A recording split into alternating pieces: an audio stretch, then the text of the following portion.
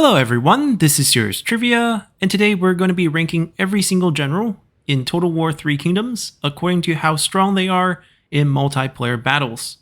This is going to be a quite massive tier list, and before we get started, there are some ground rules we have to cover.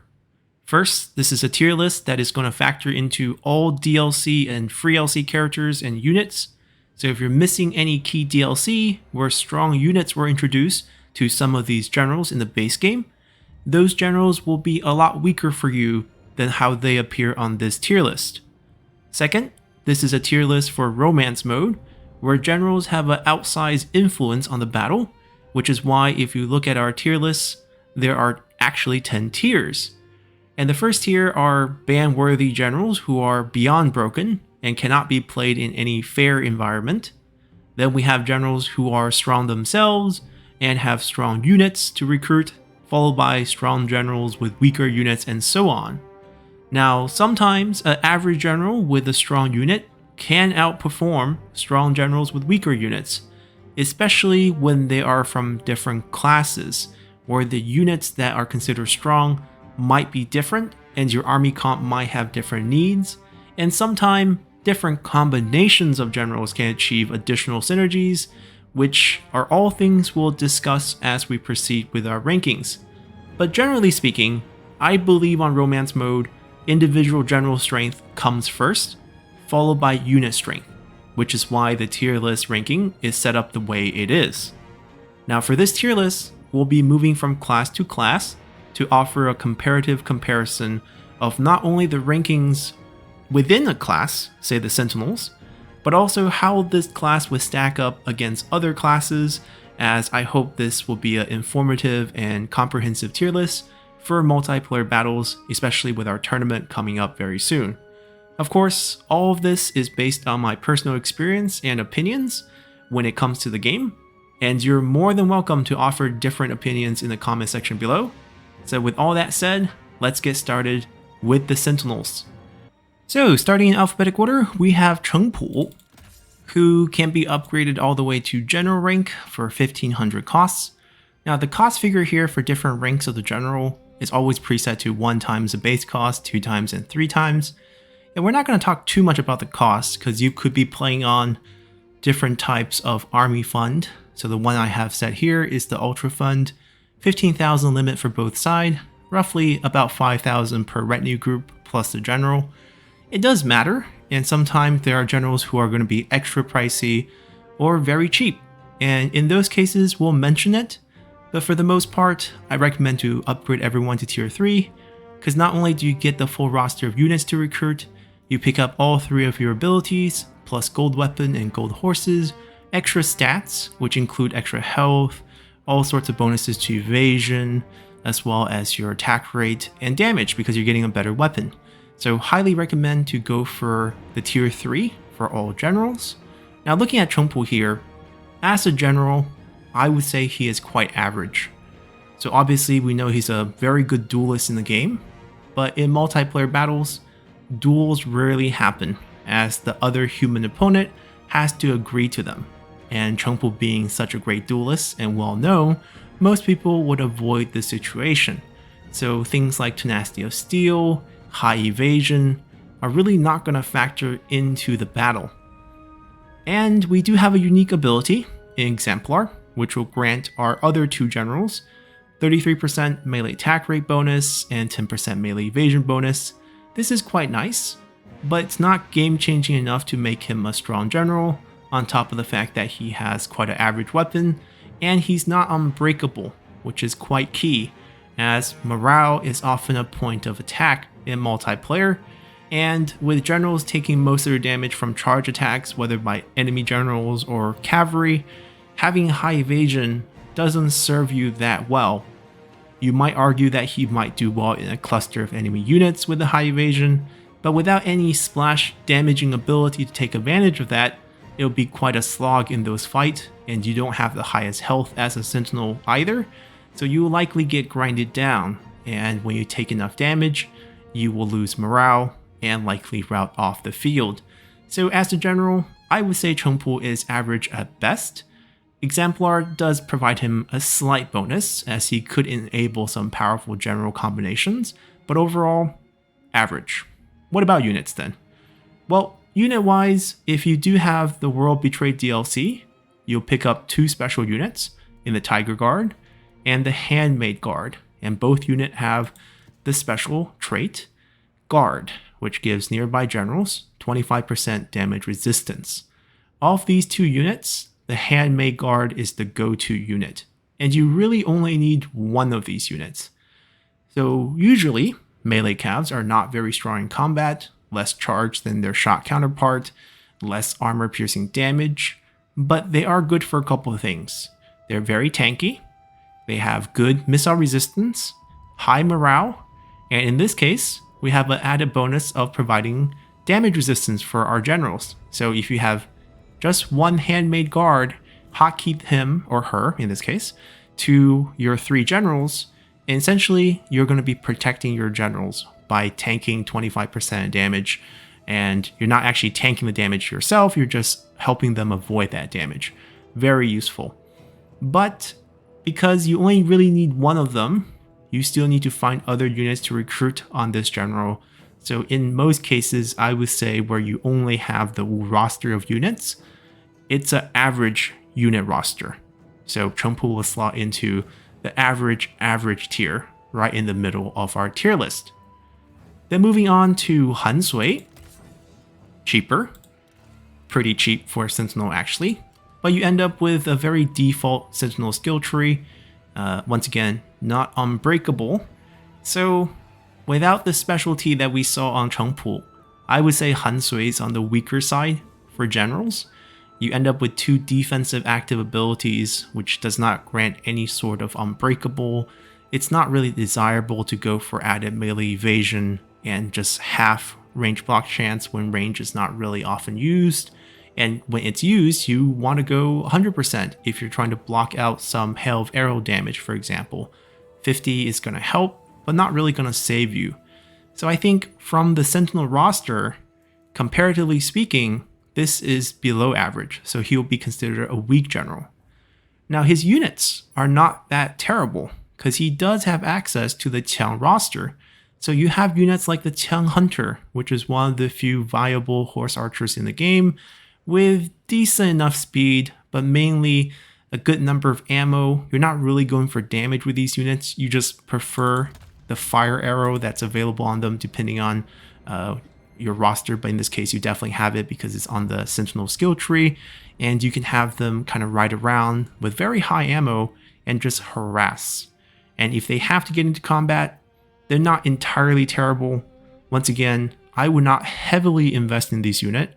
I think 1 or 2 is enough because you just want to apply the morale debuff from flaming shots, which is -4, and also under fire from arrows is also -4. So think of this as a 8-point morale hit on the enemy, and you can force them out of different positions depending on the terrain.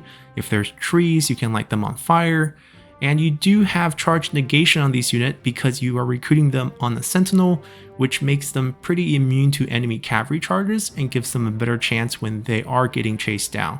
So a great unit to recruit. I wouldn't say it's a strong unit because it does lack killing power. When you have a range unit that only have 30 units, even though you have 80 ammo, this is equivalent to having Onyx Dragon with 20 ammo. And that's if you have the entire match to shoot your 80 ammo before you route away, as morales on most cavalry units are quite low. So if they do get chased down, as they don't have the fastest speed, you are still kind of doomed. So I would say this is an average unit roster. There are obviously some Qiang infantry unit you could consider, but once again, if you look at their stats, it's not very good, but they are very cheap. So weak general, average units for Han Sui. Then moving on, we have He Jin, who is slightly below average cost, pretty close to 1500, and he does have access to the Imperial unit roster, so that is going to help him a little bit. As for his character, he is replacing Tenacity of Steel, which is not a very bad skill to lose in multiplayer. As we mentioned, you don't duel very often, so getting sustained combat is very rare, and you're opting for a heavy damage ability. You do have to sacrifice 5% of your health. Now at 40k health, we're on large unit size, that is going to be 2k. It's not a lot to trade for 11k damage. It's a great option, but the weakness is still not unbreakable, which is a key weakness, and the weapon is not great. The other two skills are not great. So I would still say He Jin is an average general. There are a lot better candidates in the Sentinel roster and in the whole roster overall. While he does have Imperial units, Imperial units are also quite pricey. They're all over 1,000 in cost, and that makes them less strong. So strong here, we're mentioning value, not just pure strength, because you have limited fund in multiplayer. So I would say He Jin goes with the average general, average unit. And moving on to Huang Zhong. Once again, pretty cheap general. Focus on the bow, but it comes at quite a heavy price. We have the Strategist sword, Celestial sword. It has lowered armor piercing damage, slightly higher base damage, but in multiplayer, most units and generals have pretty high armor. So that means your overall damage is lower. Some of this is made up with the gold bow, so you could get some damage out from very long range, but good luck trying to keep your opponent steady and not moving to hit those shots. Perhaps if you're up against someone who's not great at microing, you could get away with some damage from your bow, or if you have some combination strategy where you're trying to have some sort of ceasefire in place and then have Huang Zhong just shoot the ammo down. But even if you do the math here, assuming the enemy have around 50% armor, which is pretty standard, you're doing about 1k damage per shot. And assume you have 80% accuracy, you have about 20k in damage from your ammo, which doesn't kill any general except for strategists. While you do have the longest range, the longer the distance, the longer the travel time, the easiest for them to zigzag and for you to miss the shot. And his abilities focus heavily on range, and he has a non-damaging warning shot ability. These are not great abilities in multiplayer, as range units are rather weak, so Huang Zhong turns out to be a weak general.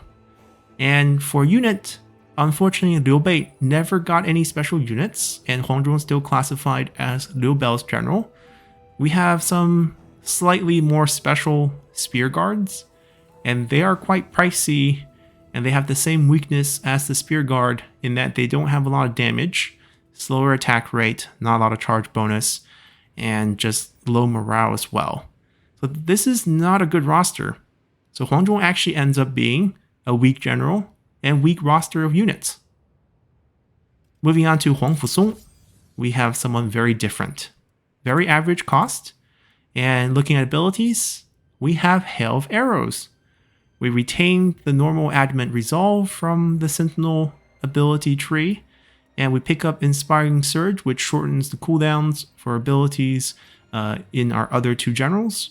Every second basically decreased by additional 2, so it's actually quite effective. And then looking at your gear, we still have the bow. So we're quite similar to Huang Zhong with our range damage, shorter range, but similar damage on the bow, slightly lower. We have a better sword though. So this is more heavily suited to armor piercing, slightly less base, but overall you're going to be doing more damage against most opponents with high armor. So the main difference here is the Hail of Arrows. And that is a very, very powerful ability when used well. You can shotgun enemy generals in the face for a ton of damage. It's 4 volleys per use, 4 use in battle. And so what it means with 4 volleys per use is that in each shot of arrows or hail of arrows, you are shooting 40 arrows where each arrow does 1.5k base damage. If you can get this cluster of shots in front of the enemy general, who will have some decent armor stat to back this up, so if you have ways to reduce that, you can even do more damage with Hail of Arrows. But in essence, let's say the enemy have 50% armor. Then each of these 10 shots will do 7.5 K or 750. So about 7.5k per volley, 4 volleys. So 30k damage from a Hail of Arrows on someone with 50% armor if you can shoot it off up close. Now there's usually animation delay, it's hard to pull that off, but even if you shoot units, it can create massive amount of damage on enemy units. So I believe most generals with Hail of Arrow are going to be considered strong generals, especially in the case where Huang Fusong having a pretty decent set of skills. I think Inspiring Surge is pretty underrated, especially you can have it on generals focused on ability usage in combination with Huang Fusong, and the extra bow damage should be utilized as well. In terms of units, if you have Mandate of Heaven, which you must have to get Huang Fusong, you will have Defenders of the Empire. While this is pretty much a spear guard, it has extra armor, and it's unbreakable. Unbreakable is really strong in multiplayer for generals and units, and for this unit alone, Huang Fusong has a strong unit roster. And this really should be the only unit you ever recruit on him. It's very cheap, only 700 cost, and it is very effective. You're forcing your opponent to kill every single one of these in each group, and you could get a full stack here at relatively 5,000 mark, right? You're missing one, you can overspin a little, but we're just trying to average out costs. Maybe you want to cut off some saving elsewhere. So this is a very effective retinue of units here for Huang Fusong, who I will rate strong general, strong units, right on top of our tier list. Then moving on to our first 8 Princes character, Sima Yue. 8 Princes characters are generally very weak in multiplayer. He's one of the few who actually gets a gold weapon, which is rare. Some of them have silver, or most of them have silver. And Sima Yue's actually pretty good, surprisingly, because he is unbreakable. He has Flame the Phoenix, which is a splash damage AoE ability, which gives a lot of value despite his weak weapon. You can just spam this for most of your damage. He also gives Nature's Ally. The 10 point of morale is super underrated in multiplayer. So Sima Yue overall is borderline a strong general. If he had a better weapon, perhaps the other type of blade, Sovereign Blade, he would be considered a strong general. But because of this factor, I would say he's still probably just the average general, which is more than surprising for most 8 Princes characters. Unit roster, however, very bland, very standard. His unique unit are Xu Raiders and Warriors of Xu, which are a bit overpriced and not that great. So I believe he is average general, weak unit. Then moving on to Sun Jian, we have another unbreakable general. And he has, once again, Flame the Phoenix. It's a very powerful ability. You have a unique weapon, which is decently good. This is what's giving you unbreakable. Obviously, the damage could be better, but honestly, if you compare to Sovereign Blade, it's much better because there's about 600 extra base damage and the same armor piercing. The other stats are decent as well, and we do have another unique ability. Well, Flame of Phoenix is not unique, it's just not common on Sentinels. Impetuous Charge is unique to Sun Jian here, which can give you extra mass, gives you extra melee charge bonus, a flat amount, which is really good because you can turn infantry's charging to basically have the same effect as cavalry charging. You also stop fatigue gain for the next 30 seconds and increase their charge speed to close gaps. Overall, this is a very, very nice skill set, plus the unbreakable on Sun Jian himself. So I would say this is definitely a strong general. Roster is same as every single Wu character. Already mentioned the strength and how you should recruit. And this is an average roster. So we have a strong general with an average roster. Taishitsu is going to be very similar. Same roster of characters to recruit. And looking at the skill, Hail of Arrows. He does have 2 other range abilities, hard to hit single target abilities. You might want to think about using a combination with Liu Zhang for the ceasefire to freeze people in place so that you can get off your shots.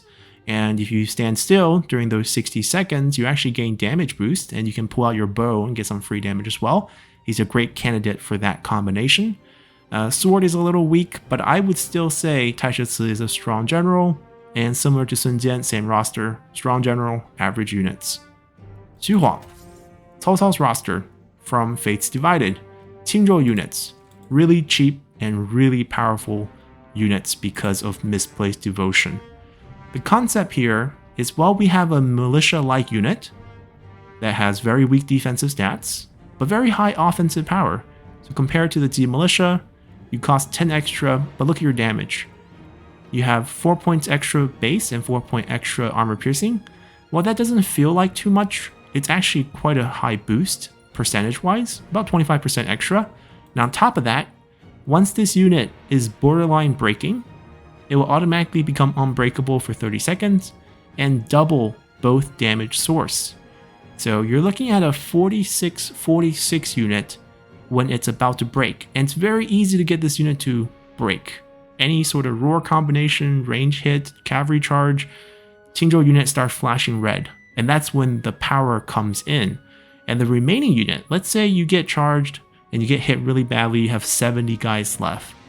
Those 70 guys are going to hit even harder than a full group of Z Militia, right? You double attack that's higher than their base attack. It's super cheap. They're unbreakable for those 30 seconds. You're hacking back at the opponent. Impetuous just makes you attack the nearest unit. You can't control them, and you can just ignore them, which is great because they'll constantly attack. You don't have to micro them. And the best thing is, once that 30 seconds up, if they win the fight or you have some other source to boost their morale, they will recover, and this will enter a cooldown. And in 120 seconds, they can do it again. So you're guaranteed to trade a lot of value back. Qingzhou units with this damage can out-trade Imperial units. It's nuts, because even Imperial units don't have 46-46. So Qingzhou units are super underrated, whether it's the Halberds units, the Spear units, or the Assault Infantry. So whenever you see a Cao Cao's roster and you have Faith Divided, that is a strong roster automatically. Now, what about our general? Xu Huang, tier 3, very pricey. The most expensive general of all the Sentinels so far, by a big margin, and for good reasons. You are unbreakable with an insanely strong weapon that has heavy armor piercing elements, much higher than anything we've seen so far, and you also have 2 offensive Vanguard abilities. So you have a Splash Flame of the Phoenix, very valuable, and the morale debuff, minus 18 on the roar, both very strong. And you have acceleration passive ability for yourself, gives you speed. It's pretty nice, but it's not going to sway things. Mainly, you can think of Xu Huang as one of those rare, superior Vanguard general who happen to be a Sentinel. So he has things like charge negation on him. He has high damage weapon that's even better than most Vanguard. Vanguard defaults to 25k health. You have 40k health. You have much higher evasion than them as well. So with all that said, despite the cost, it's well justified. It's a strong general with a strong roster. Then moving down, we have Yan Baihu. Yan Baihu is standard cost, which is very surprising. He's a free LC character, everyone has him, and he is extremely powerful because he comes with stock. And because he comes with stock, not only for himself, but his entire retinue, you can have invisible units on the field, including himself, that can show up, hit them with poison volley. It doesn't matter if you have 100% range block chance, doesn't matter if you have turtle formation. If these arrows touch you, you get poisoned and you lose about slightly less than 1/5, probably around 1/6 of your retinue. So about 120 unit. If it gets scratched by this, even if you don't take any of the range damage because you have range block chance, you will still lose around 20 units. Slightly less than that, probably 17 units from my testing. This includes like turtled up formation, defender of empire. Just get scratched by this, you're losing 17 units. And the worst thing is, he can disappear into the night by speeding himself up, just running to an empty spot on the map to do it all over again. Of course, to counter this, you can have Foresight from your strategists, or have units that have very far-seeing range, or perhaps have Zhang He, which has ability to have Foresight as well. But even in that situation, Yan Baihu is very good, because so what if you can see him? He still has Poison Volley. He's just like a Hail of Arrow user. It has less damage, so it has less killing power from the arrows themselves. It's better on units than generals. Shotgunning with this, it's much worth. You're doing 1/3 of the damage of Hail of Arrows from the shotgun ability, and the poison is per model. so it's not going to work very well against the single entity generals versus the cluster of units. So make sure you try to aim your poison volley at the units and try to have it touch as many units as you can, and you can devastate enemy armies that way. As for his unit roster, well, Bandit's units are typically pretty poor. We do have things like the Yue Remnant Warrior, which has a lot of good stats. Very high base damage, good attack speed, decent armor as well, so it's not really a glass cannon unit, and it's cheap, 660. And if you're lucky, it's invisible if they don't have foresight. So you can ambush these, you can have them sneak up on enemy range positions where they don't take any range damage and get into melee where they shine. You have the option of setting up spear units in formation with spear walls and tricking enemy generals to run into you because you're invisible. You have the option to have some poison arrow or fire arrow snipe positions with White Tiger Raiders, but I don't recommend this one. This one's maybe get one to kind of trick your opponent with a little bit of morale debuff. Overall, snipe is not going to work very well in PvP because your opponent can still see where the arrows are coming from. The AI will ignore you, but your opponent will not. The better unit is actually the cheaper Bandit Raiders. Very, very cheap shot cavalry. They're great because you can have stock on them. Invisible cavalry charging out at the enemy's most vulnerable positions, giving you tremendous value from these otherwise very cheap and very poor stat units. But even so, they have a lot of value because most of the shot cavalry are used for chase down purposes in multiplayer. So you have the necessary gift here, 95 speed, which is what you need. Even though the charge bonus is not very high, you can chase down routed enemy generals from your morale shock effect and just make sure they never bounce back to rejoin the fight. And you can always charge the enemy range unit from positions where they just don't know where you are because you have stock. So because of stock factor, a lot of these otherwise average units become strong units in my opinion. So I would say Yan Baihu is one of those generals that have strong general, strong units. Then we move on to Yu Jin. Slightly more expensive than average Cao Cao's roster, so without a doubt, strong roster right away.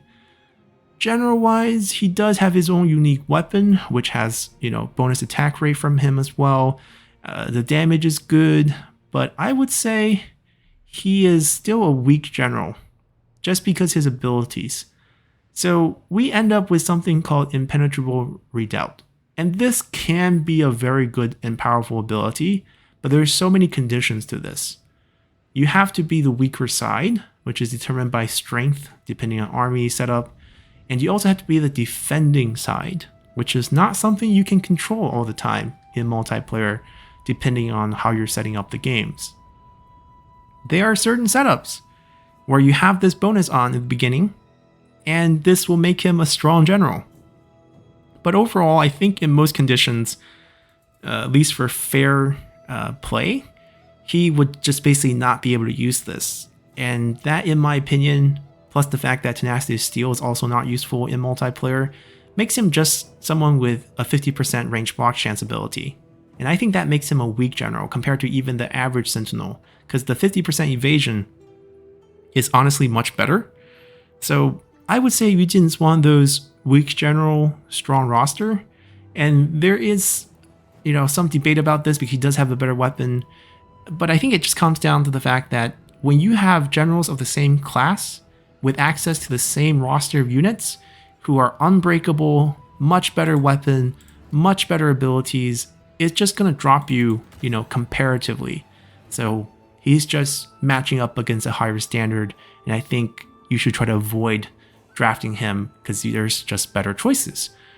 Same thing for Yue Jin here, who suffers from the same problem. He is cheaper, but that doesn't make him better. Quality over quantity here. He has a different ability, Inward Focus, which gives additional 100% melee attack rate. I know there's 50% melee evasion, but that's basically Adamant Resolve. So it's an improved version of Adamant Resolve, which typically will make him, I would say, average general. But once again, I'm just running into the situation where I want to rank these two generals lower, just so that you avoid using them, because there's much better options that have access to Cao Cao's unit. So I'm going to say Yu Jin, Yue Jin are both weak generals with strong units. just comparatively speaking, just so that you don't pick them when you are playing multiplayer. Then we move on to Zhang He, who has a very interesting roster because he's classified as Yuan Shao's general in Fates Divided, so it's northern units plus some of Yuan Shao's unique units. And the Ye Vanguard Spearman, very powerful hybrid unit, spear focus with crossbow, range damage. Put yourself in square formation, you're countering every single cavalry in the game, they can't touch you, and you can shoot them for free. Very, very powerful. And the key thing about Zhang He, aside having good units, is that he is a pretty useful general. He does have a better weapon, the Rule, which gives him a lot of armor-piercing damage. Unfortunately, he is not unbreakable, and his abilities are not that great. He does have Geographic Mastery, which gives you that 100% forest spotting for all units, which will help you spot out stock units. So that is useful. You can use him as a replacement strategist. He's one of the only non-strategist options you have at spotting out Yanbai Hu. So there's value in that, but I would argue that's not such high value, and I would just rate him as average. I think to be a strong general, you have to be kind of unbreakable, have some sort of damage ability at least on you, whether that's Flame of the Phoenix or Hail of Arrows. He's missing both of those factors, so I would say he's just an average general, but he does have strong units because of units such as the Ye Vanguard Spearmen, and also some of the Northern Cavalry are quite good for their cost. So Northern Lancer Cavalry is a great option to have if you want to pay for the high end. The Cataphracts are great as well, with very high armor, but used very differently. These are shock troops that you actually want to charge into enemy.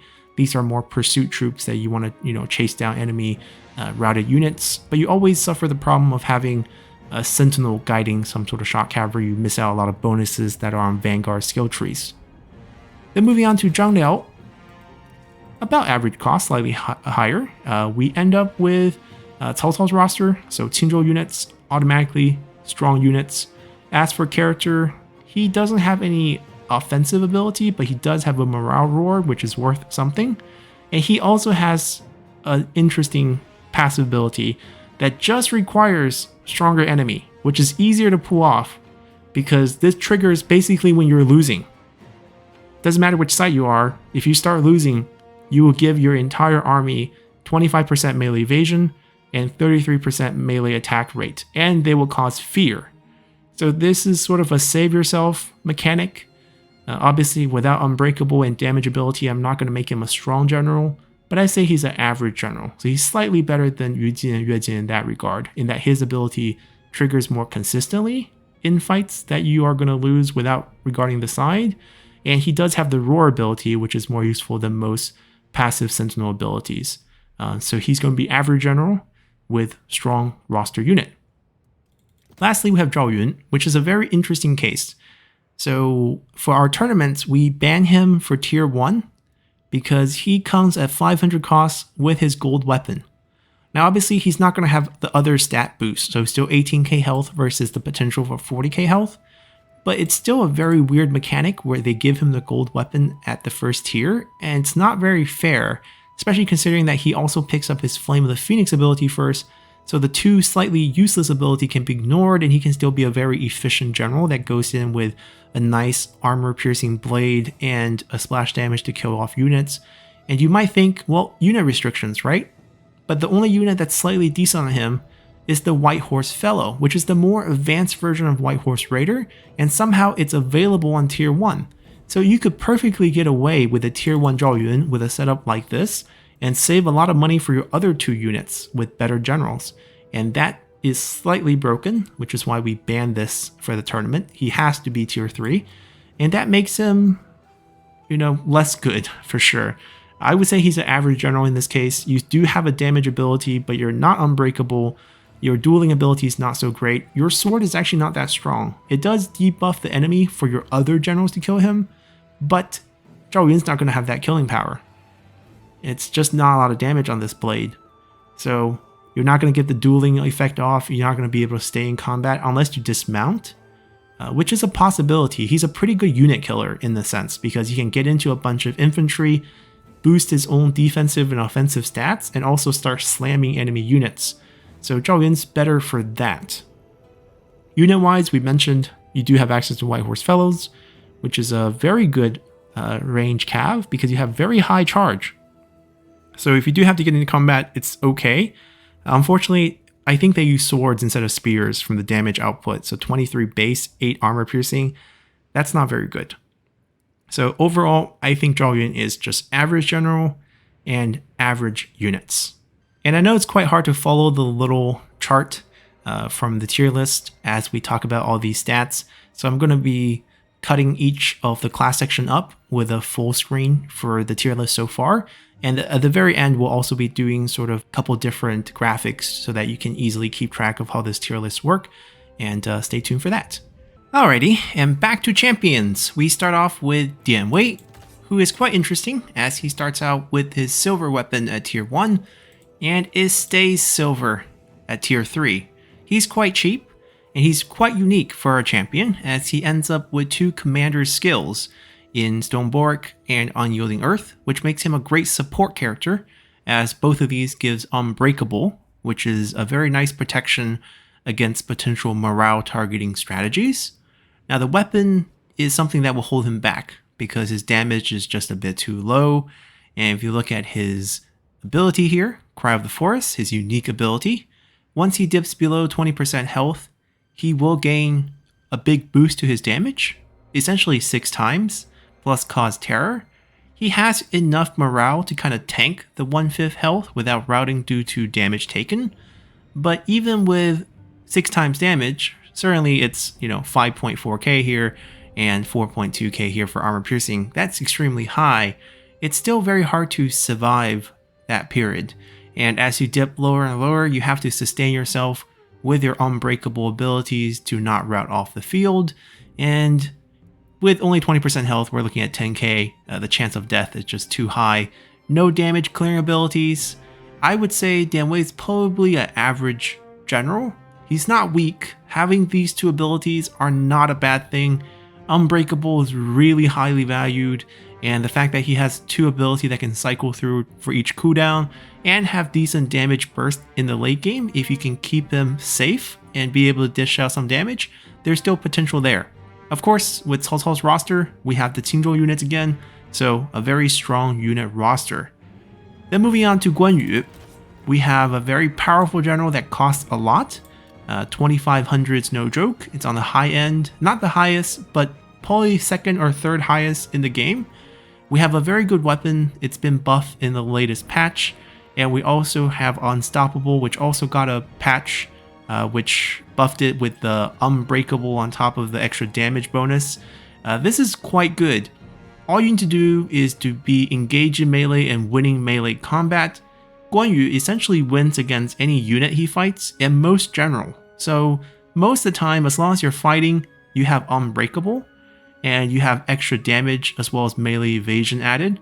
And the damage on the weapon, although still heavily skewed towards base, with all these percentage boosts, it definitely helps out with close to about 1.2k damage with the bonus. And obviously, you still have the Unbreakable on top of that, which is the key part. As for his other abilities, we have the famous God of War, which is a one-hit wonder, 38k damage. You won't be killing Sentinels and Champions, but every other class you can one-shot, which is incredible. Of course, there's the chance of missing this attack, either through animation or from evasion, as this counts as a melee attack. So you want to coordinate this with some sort of evasion lowering ability or some sort of immobilize ability. Deltran has a nice combination of both, and that could be a very powerful combination to have you both freeze in place, land the God of War on someone without any evasion, and simply one-shot them. The other ability is also sort of a general killing ability, as it hits in a cone shape. We have Binding Fury, very standard champion ability, 7.5k for this one. So overall, I think Guan Yu is fairly strong. We also have the red hair, give us really good speed. I would say Guan Yu is a strong general without a doubt, but his problem comes from weak units because he is Liu Bei's general, and Liu Bei only have the E Archer and E Marksman, which are not great units in multiplayer PvP because it's really hard to protect archers. They are, however, slightly better than traditional archers because they can fire on the move, and E-archers are not that pricey at 450, but they still only produce damage of a standard archer, and putting it on something like Guan Yu who's a champion just doesn't really make sense, so you're better off sticking with the traditional high-end polearm infantry, Protector of Heaven, maybe Azure Dragons for a little bit of splash of range, but that's about it. So it's a strong general with weak units.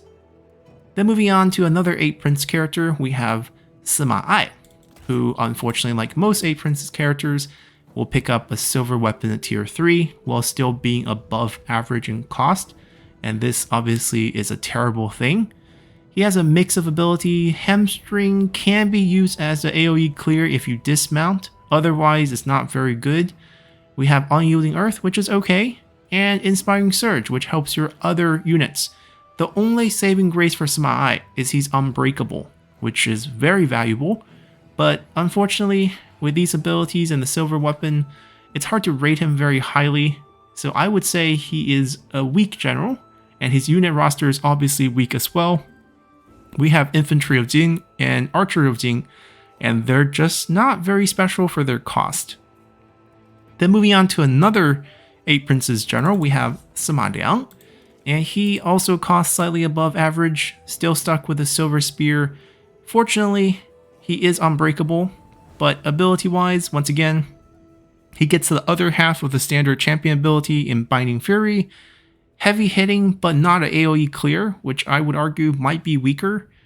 He has another commander skill, gives unbreakable, and we already mentioned Tenacity of Steel. It's hard to capitalize in the game because unless you're dueling, sustaining melee combat for a long period of time is very hard to do against another player.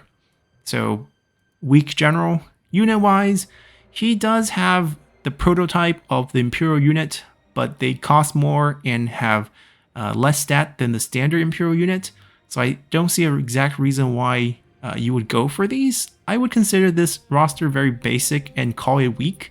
Not because the unit is not strong, but simply because it's not good value for what you can get otherwise. Then moving on to Wei Yan, we have another one of Liu Bei's generals, so the roster already know is terrible. The cost is cheap, only 1500, and the general is strong. We have a spear which is heavily focused on armor piercing damage. We have a very good ability Into the Breach, which gives morale as well as charge bonus when you're leading units. And Reckless Strike. This is the best part about Wei Yan. Even though you have to pay 5% of your health, which technically is the highest payment because we are a champion, so we have a lot of base health. So 5% of our base health is actually like about 2.7k. That's not cheap, but we have a lot of it to use. And the key part is not only does this have a damage factor, it has a melee evasion and armor debuff. 50% is no joke, and that means this will hit. And not only will this hit, for the next 15 seconds, all your other basic attack will also hit, and hit hard. So this is actually really, really good. And Wei Yan is one of the, better general killers in the game. So I would say Wei Yan is a strong general. Unfortunately, roster is a bit weak because Liu Bei never got a DLC where he picked up more unique unit, so we're stuck with the base game ones, and they're just not very good. Then we have Ventral, who obviously have the opposite setup because he is a Fates Divided general, and he picks up Fate Divided unit from Yuan Shao's roster. The price is a little higher, but it's not super high, and excellent general. We have ourselves a Battle Axe, which are very hard-hitting. We have a lot of skills, both standard champion damage skills and Sieger's Roar. And we have basically a 4-use 30 morale roar. This is very useful. This is higher than the standard Roar of the Beast, which is 18 points, a little bit less than Sun Tzu's 50 points and Zhang Fei's 100 points, but there's more usage of this with 4 use compared to Sun Tzu's 2 and Zhang Fei's 1 use. On top of that, this is on a champion who has a lot of health and can actually fight in sustained fights compared to Vanguards, who only have 25k health. So Ventral is definitely a strong general, and have strong units as well because we have the Ye Vanguard Spearmen, we have all the northern units, we have the Cataphracts, we also have all the northern infantry on top of that, plus the old heavy spearmen as well, the warriors of Ye, which I don't recommend using. I pretty much stick to Ye Vanguard spearmen. They're not that great in combat because they're essentially a spear guard, but because you can keep them in square formation and be able to shoot your crossbow at anything that's cavalry passing through, it's really good at countering shot cav, and that's where majority of the value is. Moving on, we have Xia Houdun, Cao Cao's general, so you know the Qingzhou unit's already good. Slightly expensive, over 2k. That is not great. We do have the same spear. Vengeance is actually pretty interesting in PvP, because if your opponent actually brings some sort of range unit, oftentimes Fire at Will will actually have them shoot at generals, because they won't have the standard legendary difficulty debuff where they just prevent shooting a general. They feel like it's a waste of ammo. That's not the case in PvP. It depends on the setting you select here. If you go very hard, which really doesn't change the PvP dynamic, it does change some of the AI behavior. You could prevent units from shooting at Xia Houdun, but typically you keep it on normal for no bonuses on either side. But even if you keep it on very hard, it doesn't actually add the standard unit buff that you get in campaign for the AI side, because there's no AI. But it does change AI behavior for the auto fire. So, you know, we're playing on normal, but that does mean Xia Houdun can pick up Vengeance a lot easier in multiplayer. So you could see this 50% damage boost while under fire for 30 seconds. It will wear off, and once you engage in melee, it's pretty much impossible to get shot by enemy archers. But if you run an archer unit and have him jump into a bunch of infantry, you can continuously fire at the infantry and he will be still under fire. So there's a good way to kind of trigger this if you look for the extra damage. Although, you know, would you really need 50% extra damage killing infantry? That's the key question. Aside from this, just very standard champion abilities. So overall, I say he's just an average general. There's nothing that, you know, have a special ability that stands out. No special roar, no reckless strike, no, you know, God of War, no special, you know, late comeback mechanic. But Dianwei obviously have a worse weapon, and we rated him as average. And I think we're going to do the same for Xia Houdun here, despite his gold weapon. The abilities just not really up to par. So we're going to call him average general, strong units. Then we move on to Xu Chu, who is ban-worthy. He's our first ban-worthy character, and we'll look at him starting from his tier 1. You pick up Stuart Defender, 70% damage resistance for other generals within 35 meters of you. He's a bodyguard, so as long as you have him around, all other generals near you will be protected by 70%. Why is this scary? Well, those two generals could be Meng Huo plus Lady Zhurong, who has Power of Love, which gives them 25% damage resistance. And that means they will always have 95% damage resistance. Damage resistance does not care about evasion, armor, whatever amount of damage you're supposed to take, you're only taking 5% of that now. They just became 20 times tankier, and that is not something you want to deal with. And on top of that, if you don't want to use Nanman or you don't have the DLC, you just have to have a World Betrayed and pick up one of those nice guard passive from Tiger Guard or Handmaid Guard, and you can still have 95% damage resistance on the two other generals, plus 25% damage resistance for Xu Chu himself. So this is just with level 1 Xu Chu. Let's power him up to level 2. By the way, if you're worried about units, Qingzhou units are militia tier, so they're free at tier 1. Well, not free, but they're available at tier 1 to recruit, and that means you have a strong roster already. But if we upgrade that, we pick up a new ability called Earth Shattering Strike that erases the enemy general's evasion and dishes out 9.4k splash damage. And it gets worse, because we can upgrade it one more time, and we pick up another ability that's an active ability. When your health falls below 20%, you will gain 10 times damage, lose all your melee evasion and your range block chance, which really doesn't matter. We only had 28% to begin with, and we had no range block chance. And we become unbreakable, which means we actually don't rout when we're low health, which means Xu Chu essentially is unbreakable, because you can always activate this once you dip below 20% health. And the key thing is, once you activate it, it doesn't stop and go away if you heal back above 20% health. On top of that, you have a really god tier weapon. So Sutra was just straight broken, and he's ban-worthy. He is just not balanced. And to make matters worse, the game actually allowed for multiple copies.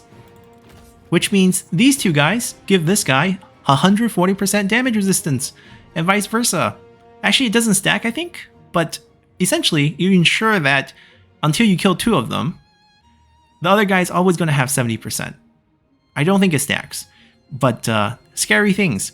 You're not going to beat this guy. He has a slam ability for 9.4k that erases your evasion, and he protects people around him. Very, very strong. Definitely ban-worthy. Regardless of what units you have, even if he has no unit, he's still ban-worthy. Yan Yu. So the little brother of Yan Baihu, also a free LC character, is actually quite good. So standardized costs makes him quite cheap. You get a nice spear, decent damage. You have the standard Binding Fury. You have the Stalker ability, which doesn't really matter for him. Potentially, you can run some range units, hide in the forest depending on the map, and gain Snipe, which I already mentioned. Not super valuable because, you know, humans can see where the arrows are firing from and go to it. Obviously, you can try to set a trap. That would be pretty cute if you know they're going to send like a cavalry unit over and you can trap them. Possibly a strategy. But the key thing here is mending. Mending is super underrated because the healing, it's only 1.6k. It's very low healing. And you can only use it 4 times. So at the maximum, you can heal a target general and other generals within 35 meters. And that means you can heal maybe all 3 generals if you use it correctly, depending on how close you keep your generals. And you can get 4.8k or let's say 5k per use, so about 20k healing, slightly less. That's not too much, but it gives 50% armor and 50% melee evasion. That's huge for 20 seconds. It will make your generals very hard to kill, and the little bit of topping them off can be very significant, especially if you run multiple generals with mending. Imagine having 2 of these in the army plus a very powerful general, say Lu Bu or Guan Yu, and they will essentially enjoy constant 50% extra armor, 50% extra evasion, a little bit of healing on top, and just keep pounding you. It's very hard to deal with. So Yan Yu is a strong general just because of mending. Plus, his gear is pretty good, his cost is pretty cheap, and he does have a good target ability. It's decent enough. We're just loving the mending. About his units.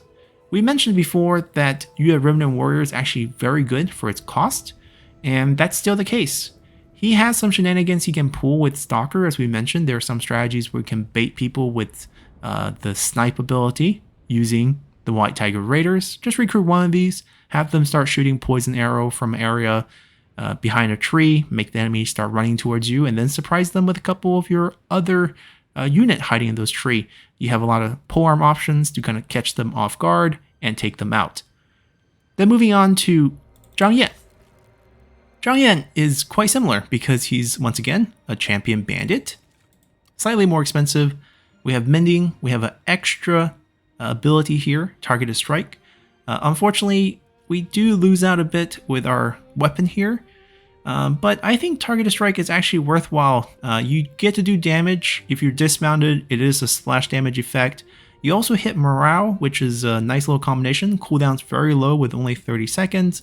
So I think it's actually quite good, and I would still call him a strong general. He has mending, which I think is pretty much what sets him apart, and you pick up a decent ability here. Overall, the damage, once again, pretty low on the axe, but at least you have most of the damage on armor piercing, which is good. Unit-wise, that's where he suffers a bit. While Yan Yu's unit can be called average, I think Zhang Yan's unit are pretty much weak.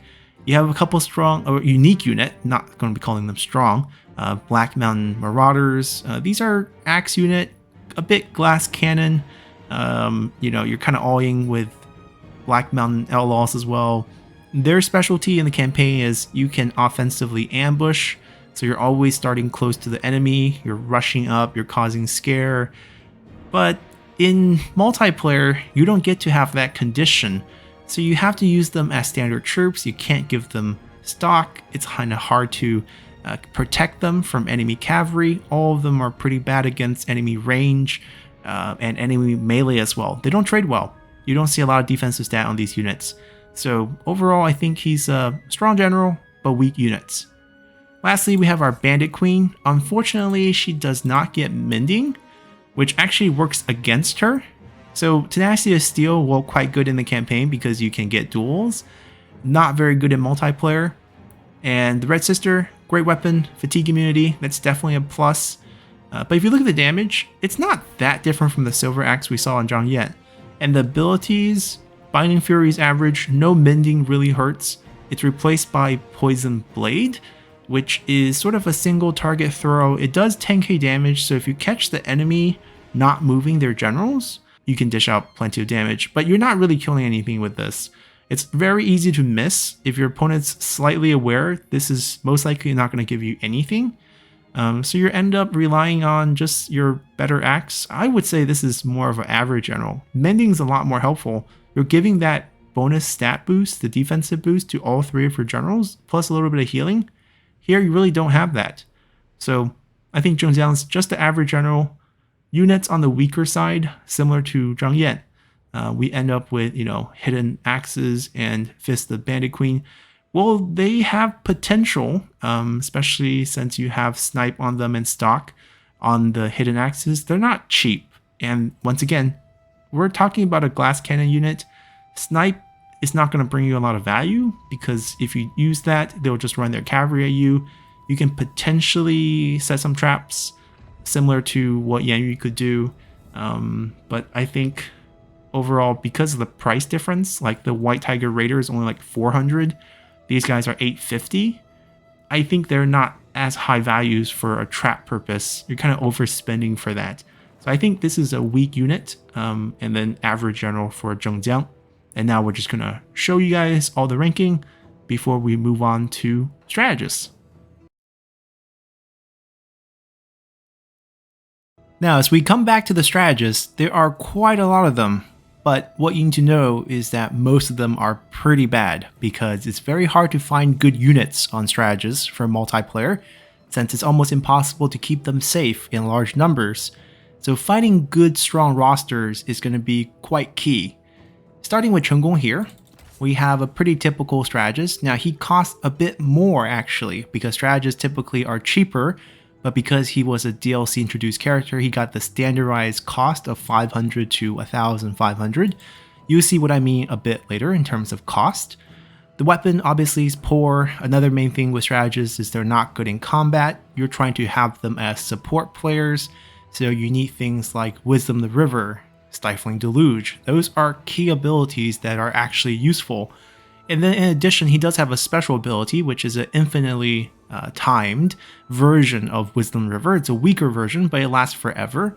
So 20% melee evasion debuff, 20% armor debuff. It's okay.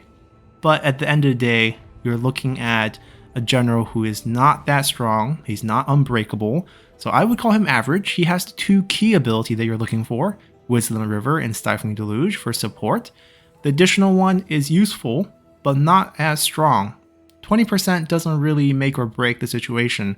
The 100% obviously is wonderful. So this is also only to generals, while Wisdom River is to everyone. So a lot of differences here. And the fact that he's not unbreakable, I would say average is pretty lenient here. In terms of unit, it's not terrible because he does have Lubu's roster. So at least you can put things like Camp Crushers, which are good units. There's other options such as the Steeldown Cav. They're a weird unit to place on a Strategist, but if you had to find units for Chen Gong, these are pretty good units. Then moving on to Diao Chan, quite similar story. DLC character from A World Betrayed. We're looking at 500 cost, looking at the same exact roster, slightly different abilities. So what we're looking at here, we still have Stifling Deluge, we have Inspiring Surge. Now Inspiring Surge is not useless, especially in multiplayer, since there are a lot of good abilities that could use cooldown reduction, and Inspiring Surge definitely does that. We do miss out on Wisdom of the River, but we get a replacement, Heavenly Grace. It is Wisdom of the River plus Immobilize on enemy units and generals. It only lasts 15 seconds. The duration is really short. That is something you have to be aware of, and you only have one use. So this is sort of a designated strategy for things like God of War, when you know you want to use a powerful abilities you wanted to hit, you use it in combination with things like Heavenly Grace, or if you're using something like Hail of Arrows up close, Heavenly Grace will erase all their armor, since Hail of Arrow is actually a base range damage ability, so you can maximize your Hail of Arrow damage, which is equal to 60k. You kill everything. So if you're up close, you freeze the enemy. In that 15 seconds, you shoot off your Hail of Arrows with the enemy having 0 armor, and you kill them. So it's great for trading one general if you use it properly. So just for that reason, I would say Delchan's at least average, because you're essentially getting a direct trade, and you still have Stifling Deluge to protect you from enemy abilities. So this is definitely a decent combination. Not having Unbreakable obviously is still an issue, and we have the same roster as Chenggong, so we're also average. Then moving on to Fa Zheng. We have an even more expensive general, but this is probably correct in terms of his ability. So once we move him to Mastermind, we pick up Mach, which is an unavoidable damage ability. It's point and click. Their range for this is not very far. I think it's only about 100 meters. So you do have to be up close, but you won't miss this ability. And it ignores armors and all defensive stat. It's just pure damage. It's not base damage, it's not armor piercing damage, it's just damage. So you're chunking 6k. The cooldown is 120 seconds, and there is a 60-second duration. So technically this is always 180-second cooldown if you want to think about it that way. The 6k damage will be slowly ticked during that 60 seconds. So it's a hit and run tactic. You can only target general with this, but definitely a very powerful ability if used properly. If you provide the defense for him to protect him, to repeatedly use this, you could kill every general on the other side. If you have Inspiring Surge abilities or Cao Cao's ability to reduce cooldown to help him out, you can actually shorten the 120-second portion, but you can never shorten the 60-second duration. So I would say the fastest you can get him is probably around 100 seconds per use, which is still quite long. But because he has something like this, if you design your team comp around him, I would say this is a strong general, because you also have Wisdom River, which is good. The only thing you don't have is Stifling Deluge, but you also have Inspiring Surge to help out. So a lot of ability spam strategy, in particular Fa Zheng combination with Liu Chong, who both have an infinite use damage ability while providing Inspiring Surge for both. It's definitely a very powerful combination. So I would say that's a strong general here. This is a very underrated ability. Of course, the difficult part is coming up with a composition that can protect him, whether having a lot of cavalries to chase away enemy generals, or having a lot of strong infantry to kind of protect him behind. But regardless, if you have those capabilities, this is technically infinite damage. In terms of units, he actually has a decent roster because he has Liu Zhang's roster, which gives you Dongzhou Bing defenders. Not the archers. The defenders are much better because they're primarily a spear unit, which means they can trade in combat. Their combat stats the same as a spear guard, the same 20 attack speed, 723 divide. The armor stats very similar, so think of them as spear guards with extra formations and with bow. So the bow damage obviously can't compare with the Ye Vanguard Spearman, which has crossbow, meaning armor piercing damage, but we have more range, 200 range, and we have fire arrow. So there are situations where this is going to be better. Whether you're burning down Nanman units, which does more damage with the fire arrow, whether you're setting fire to a forest, whether you're just trying to hurt their morale. So in certain situations, Dongzhou Bing will do better, but as a core unit, they're pretty much the same as the Ye Vanguard Spearman, which is also the same combat stat as a Spear Guard. So they're technically weak melee units, but they're quite flexible in terms of how you can use them. The square formation gives you 360-degree protection. So I would say this is at least the average unit. I wouldn't say it's strong because it doesn't really stand up in combat. But, you know, for protection against cavalry, this is your go-to guy, especially if you're picking Fa Zheng. So I would say this is a strong general with an average unit. Then moving on to Guojia. Guojia's very, very cheap. Look at this price. Base game strategist, $675. This gives him some extra points in my book because you can essentially save 1,000 from this difference that you can put out an elite unit, and you're not missing out on general strength because all the strategists are weak. Same level of strength here. And his combination abilities is pulling you exactly what you're looking for if you're picking a strategist. You want Wisdom River, you want Stifling Deluge. Basically, help your generals kill faster and prevent their generals from killing you. And then you have Foresight, which protects you from any sort of sneaky strategies with Yan Bai Hu, with surprise attack, with any sort of stalk, any sort of hide in forest strategy. You shut that down automatically with your passive. So in this regard, I think Guo Jia is actually a strong general, taking into consideration his setup, taking consideration of his cost, and in terms of unit, he also has strong units because he gets the Cao Cao roster, which means he can spam Qingzhou unit. And that's actually a very powerful infantry to use. So Guo Jia is definitely strong general, strong unit in my roster. And then finally, we move on to Jia Xu, who does not get Cao Cao's roster. He is considered Dong Zhuo's general, so we only pick up the Xiliang Cav. That is some limitation there, because you probably don't want to have Vanguard cavalry when you're trying to recruit a strategist. The cost is good because he is from the base game, only 825. The rest of the stat, very similar for strategists. We have an extra ability called Hidden Strike. Now this is not that great. You have to use this on an enemy general to really get value by dishing out 3.8k damage to them and debuffing them. But when you do that, you're putting yourself in danger of getting hit back. And that's the one thing you don't want to do as a strategist, especially someone who's not unbreakable, who does not have a lot of health. You can protect yourself just by running around your other two generals, dishing out Stifling Deluge, giving Wisdom River. These are good combinations, but this is less useful. I wouldn't say it's completely useless, but it really just goes against what you want to do with Jia Xu here. Overall, I think this is still an average set, especially the cost is still on the low side. Not as cheap as Guo Jia, but definitely still decent. I think this is just less helpful in most situations. It actually can get you into trouble where you're trying to go up to enemy general to dish out a melee attack. Yes, you do 3.8k over 5 seconds. Yes, you debuff their armor. They slap you twice. You're suddenly at 15k, 12k health, and you're starting to lose morale due to damage taken, and you route off the field and you can't provide the support you need. That's just kind of what you want to avoid. And in terms of units, I would say it's definitely weak. Picking up Xiliang Cav as your only option, not the greatest. It's similar to Lu Bu's unit, but at least they can pick up Camp Crushers, which I think is a very premium infantry versus infantry unit. So I would say they're probably slightly better with the average unit, and here with less options, we are considered weak, as with most just generic range unit rosters. Now moving on to Kongrong, we have, once again, cheap general from the base game, very good.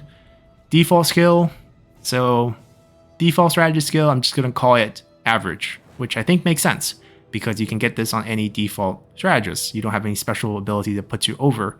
Not unbreakable, same health, same stats. Unit choices, obviously, we're thinking about Fury of Beihai, and perhaps Thunder Jian, not really worth the upgrade, costs way more, 50% more, just for a little bit extra defensive stat, which doesn't save you in combat, and a little bit extra ammo, which also doesn't really matter, because if you can fire off all your ammo where this unit runs out, you already won your battle. It means your opponent's really bad at deleting your range, and you got to do all your crossbow damage. So that extra 2 ammo, not going to make any difference. So go with the cheaper ones. If you want to run Fury of Beihai, run about 2 of them, easier to protect. The other unit choices, depends on what other generals you have, but the choice is limited. So I would say Kongrong is a weak general and average unit. I guess, yeah. At the end of the day, I guess we put him as weak instead of average, because average is weak. You want something that's good. You want something different to make you average. Like Jia Xu is average, and you need something actually good to make you, strong, which is very rare. Then moving up to Lady Jin, DLC character, extra cost, unfortunate, because they never did the adjustment. And the problem with her is they also didn't do the adjustment for the armor. I think there was probably some internal debate about putting evasion on her, whether she should be deployable or not, because she does become technically Empress Gen, even though she never becomes Empress Gen. She gets killed before she becomes Empress Gen. But as Talpi's wife, obviously, you have that potential.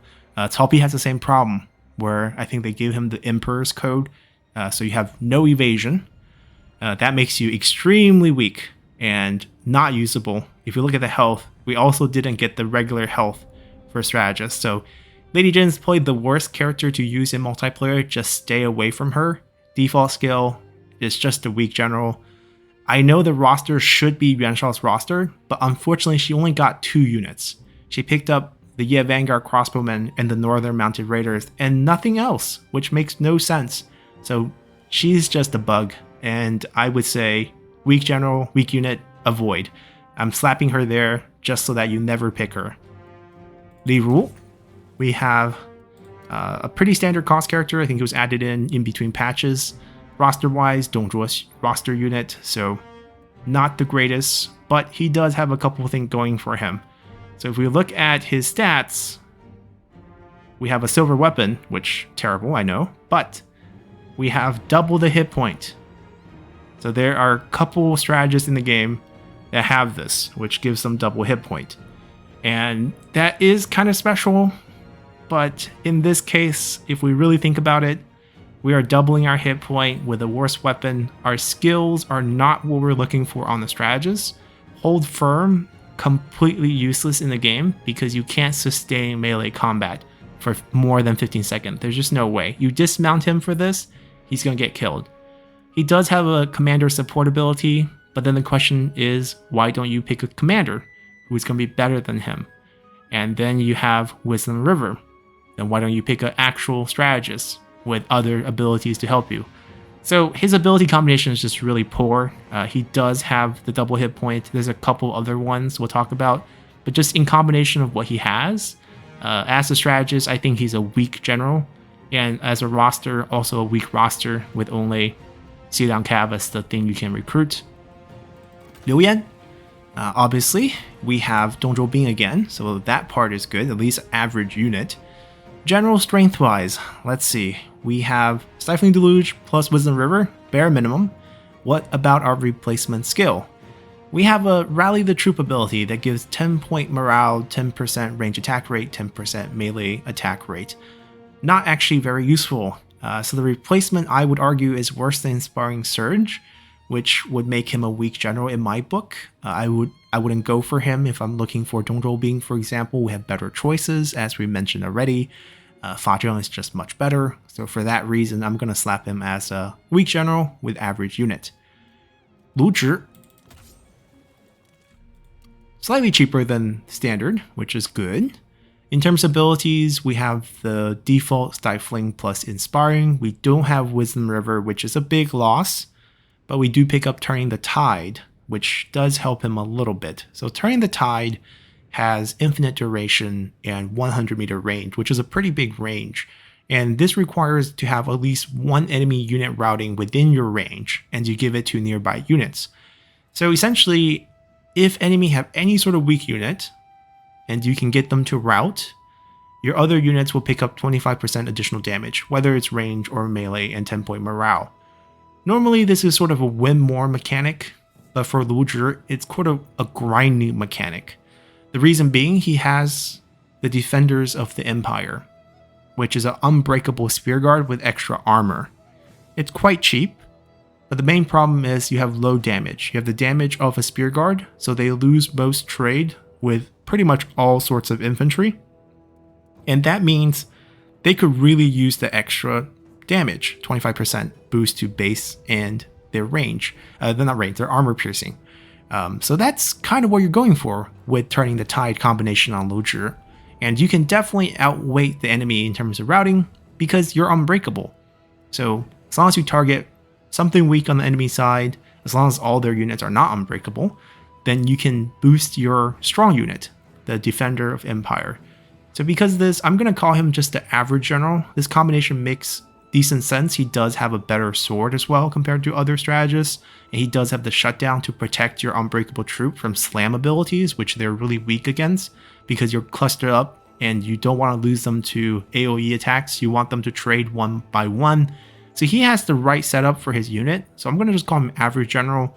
The unit definitely on the strong side. Unbreakable has tremendous value, and Defender of Empires being only 700 costs, definitely a good choice. Then we have Pang Tong. Real base unit. We don't have to talk about units because he's ban worthy. Super, super cheap. 750. And he has one ability that gets him banned. From the Ashes. This can be used anywhere on the map. So you can have him hiding in a forest far, far away. And it targets every single allied general on the map except for himself. He sacrifices a quarter of his health, goes down to 5k, and gives his other generals 10 seconds of invincibility plus 8.2k heal. It's just straight broken because you can use this technically 4 times. So unless you're playing a champion or a sentinel, you essentially full heal. You have double your health.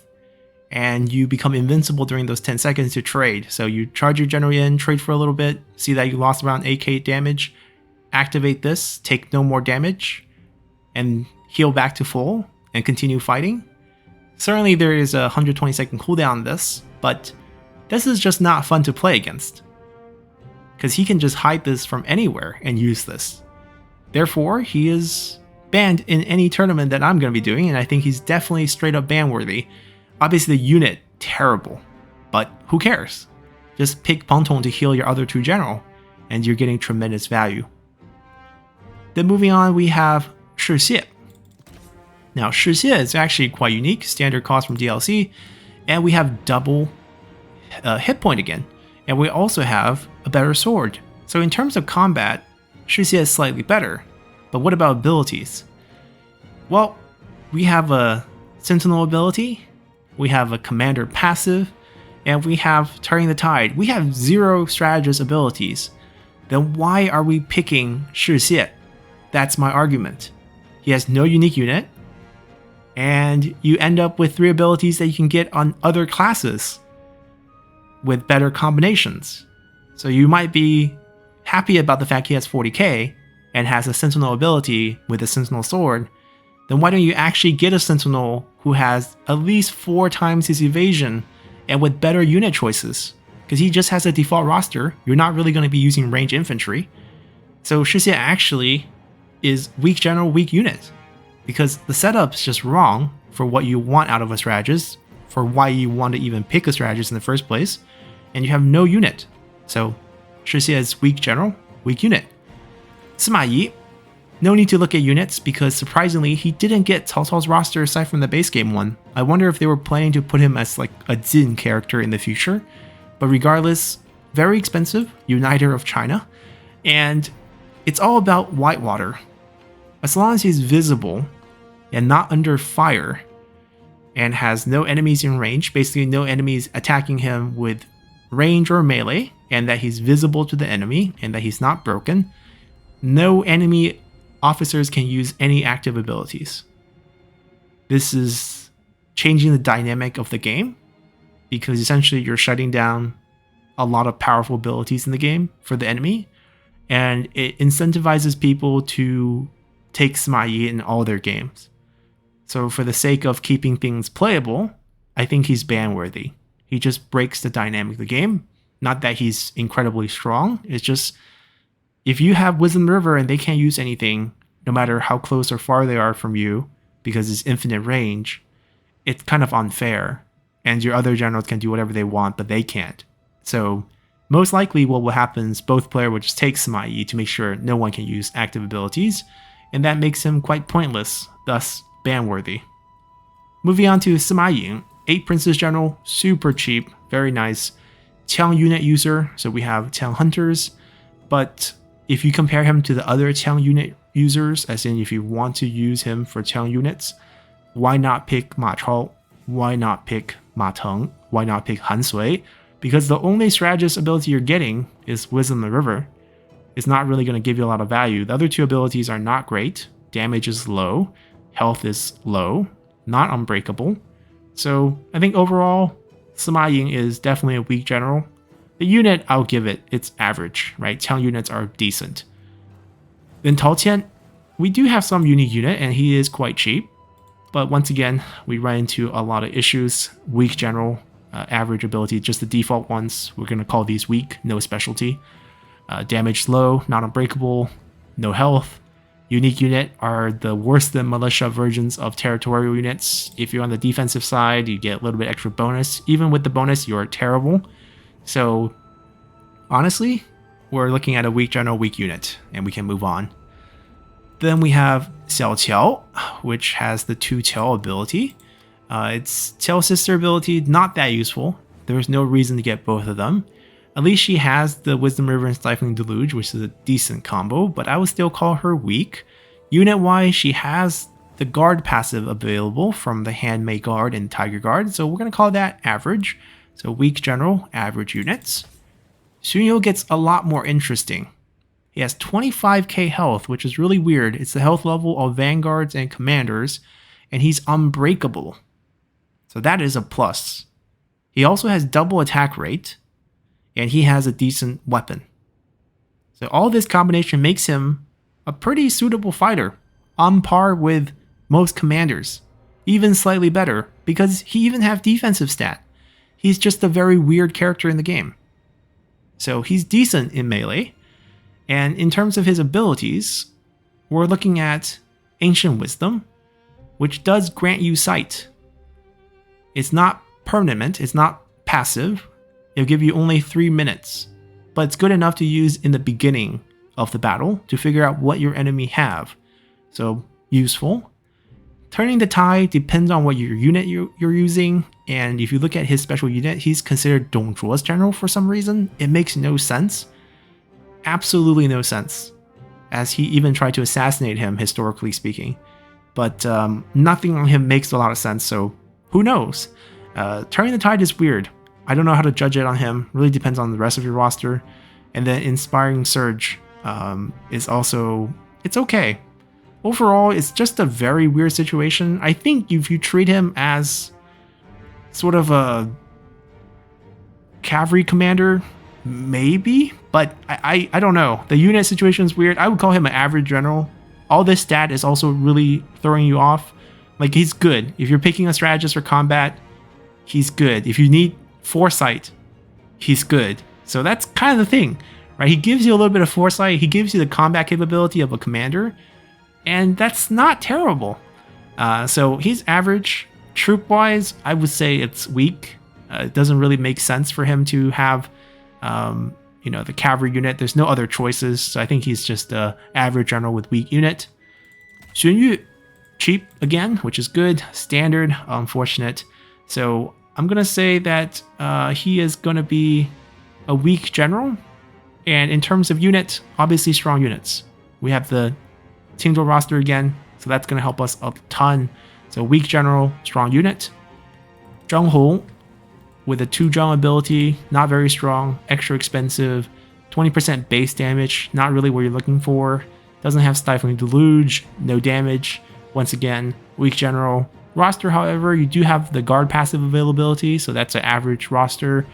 Same exact thing with Zheng Zhou. We have pretty much the same setup, a little bit better in terms of the ability setup, but not enough to really push him into a non-weak situation. So once again, weak general, average unit. Then we have Zhou Yu. So Zhou Yu, as you can see here, double health, unbreakable, decent weapon, unfortunately half attack speed. So he's not that great in terms of damage, but he's a lot tankier and can stay in the battle. He has foresight, which is very useful, and it's a passive, so he always has it. Wisdom River is great, but he has no Stifling Deluge, which is a key ability. I think that's what really separates him from Guojia, but I would still call this strong. He has the damage and unbreakable that Guojia doesn't have. Unfortunately, his roster is only average. You only get the guard passive units, which is good, but not really going to push you over. Lastly, we have Zhuge Liang, who might be many people's favorite general from this period, but unfortunately in multiplayer, I think he's one of the worst. So we pick up Stifling Deluge, which is useful, but only as a protective ability. Combine that with a range damage boost. As we know, range units are not great in multiplayer. The enemy has no reason to be inside your range during the 60 second that you use this. The second you use this, the enemy backs off. How do you force that fight? And then finally, we have ability that gives us foresight for only 3 minutes. So if you want foresight, you have better options. Range units, range damage, really non-existent. And then he can protect generals, but you can do this with better combinations with Wisdom River from any other general. Unit-wise, also really poor choices because Liu Bei doesn't have any good units. So overall, Zhuge is weak general, weak unit. And that's going to end our strategists, as we can take a look at all of them here.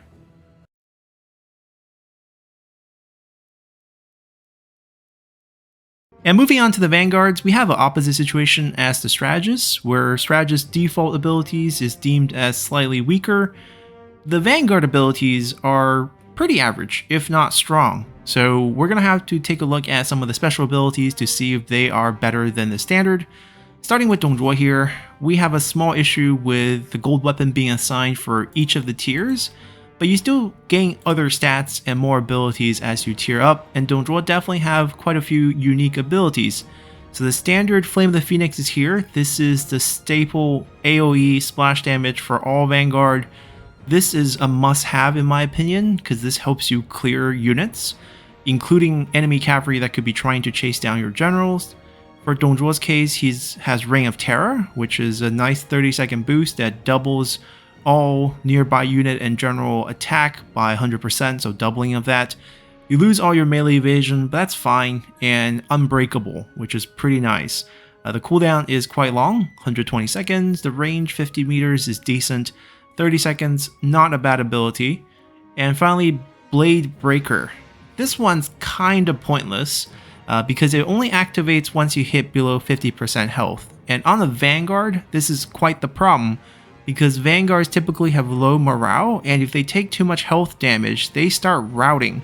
So Dongzhuo's not going to be able to enjoy this 100% armor boost, and to be honest, he doesn't need it. He has 100% armor from his base armor, and adding 100% to that does nothing. The same armor piercing damage is still going to come through. Sure, you go from, instead of taking 1/5 of your opponent's base damage to nothing, but whatever was hurting you before is still going to be hurting you. And on top of that, your weapon is not that great. Most of the damage is base damage. Certainly you are debuffing enemy armor, but only 25%. So still a good quarter of this is going to get chunked off. You prefer to have more armor piercing damage. It is a very fast attacking weapon, so there's potential where you could dismount and try to utilize this. But once again, we don't have Unbreakable. We have the default 25k health. The situation's not great in terms of damage output. So altogether, I think Dongzhuo is just an average Vanguard. He does have some interesting, unique abilities, but he also loses out on the morale attack from the Roar of the Beast. And overall, average general, average units, because the only unit you're getting are the Xiliang Cav, which is an excellent unit that has a good compromise between high damage, high charge, and decent speed, as the main issue with Shock Cavalry is as you upgrade them, you don't gain that much extra morale and damage, but you lose a ton of speed. So oftentimes it's better to go with things like Raider Cav, which has really fast speed, decent amount of morale. Certainly you have a lot less charge, but for pursuing, for keeping routed units down, they're excellent for that purpose. And then moving on to Ganning, we have a pretty interesting general in that we have a Vanguard with Hail of Arrows, and that is definitely a very good damage ability. He also happens to be very cheap, but he maxes out at a silver weapon and a silver Z at that. So the Martial Z is really bad. If you look at the damage, 567, 416, that is ridiculously low. He has the same sort of Vanguard setup, 45 morale, 25k health. He doesn't have the standard AoE Flame of the Phoenix, but he kept the Roar, and he has a replacement ability for the speed up, which is alright, does similar stuff. The Hail of Arrows, you could consider this as sort of a side grade. I don't think it's an upgrade from Flame of the Phoenix. The only part that this is an upgrade is that it's better at killing generals, as you can target generals at close range, trying to burst them down. You do get a gold bow to supplement some of your damage, but overall, you only have 4 uses. It's not as effective as Flame the Phoenix at killing units.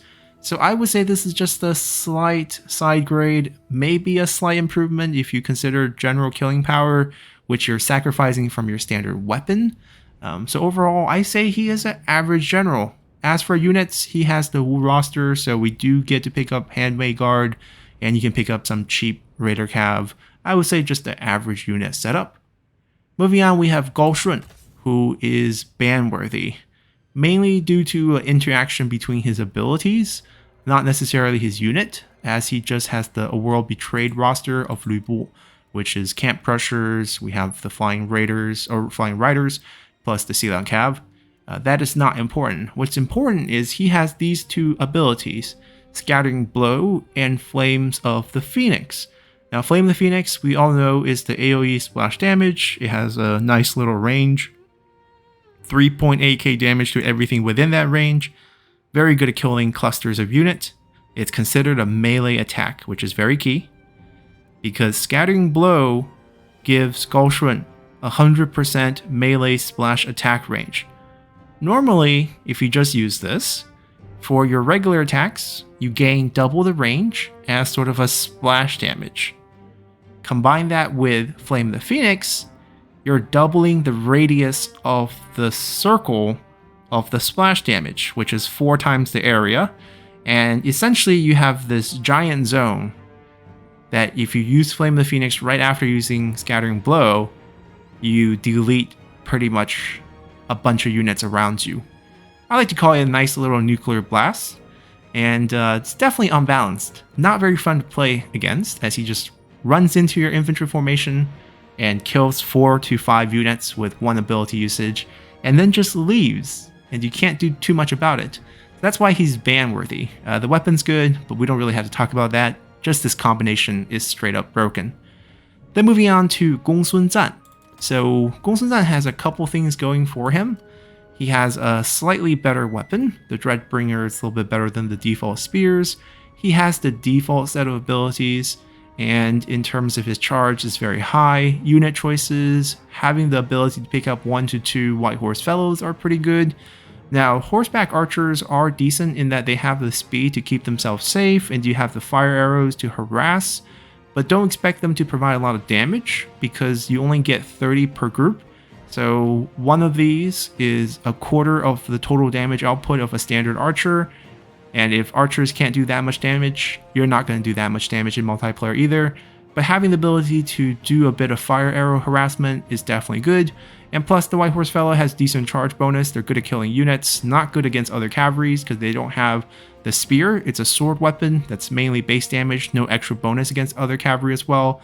So if any of the shot cavalry charges you, they're going to kill you a lot faster. So it's a combination of a couple White Horse Fellows, maybe 1 or 2, and then going with maybe Raider Cavs again. So overall, I think Gong Sun Zan is just an average general. There's nothing special about his abilities, just slightly more attack, not unbreakable or anything like that.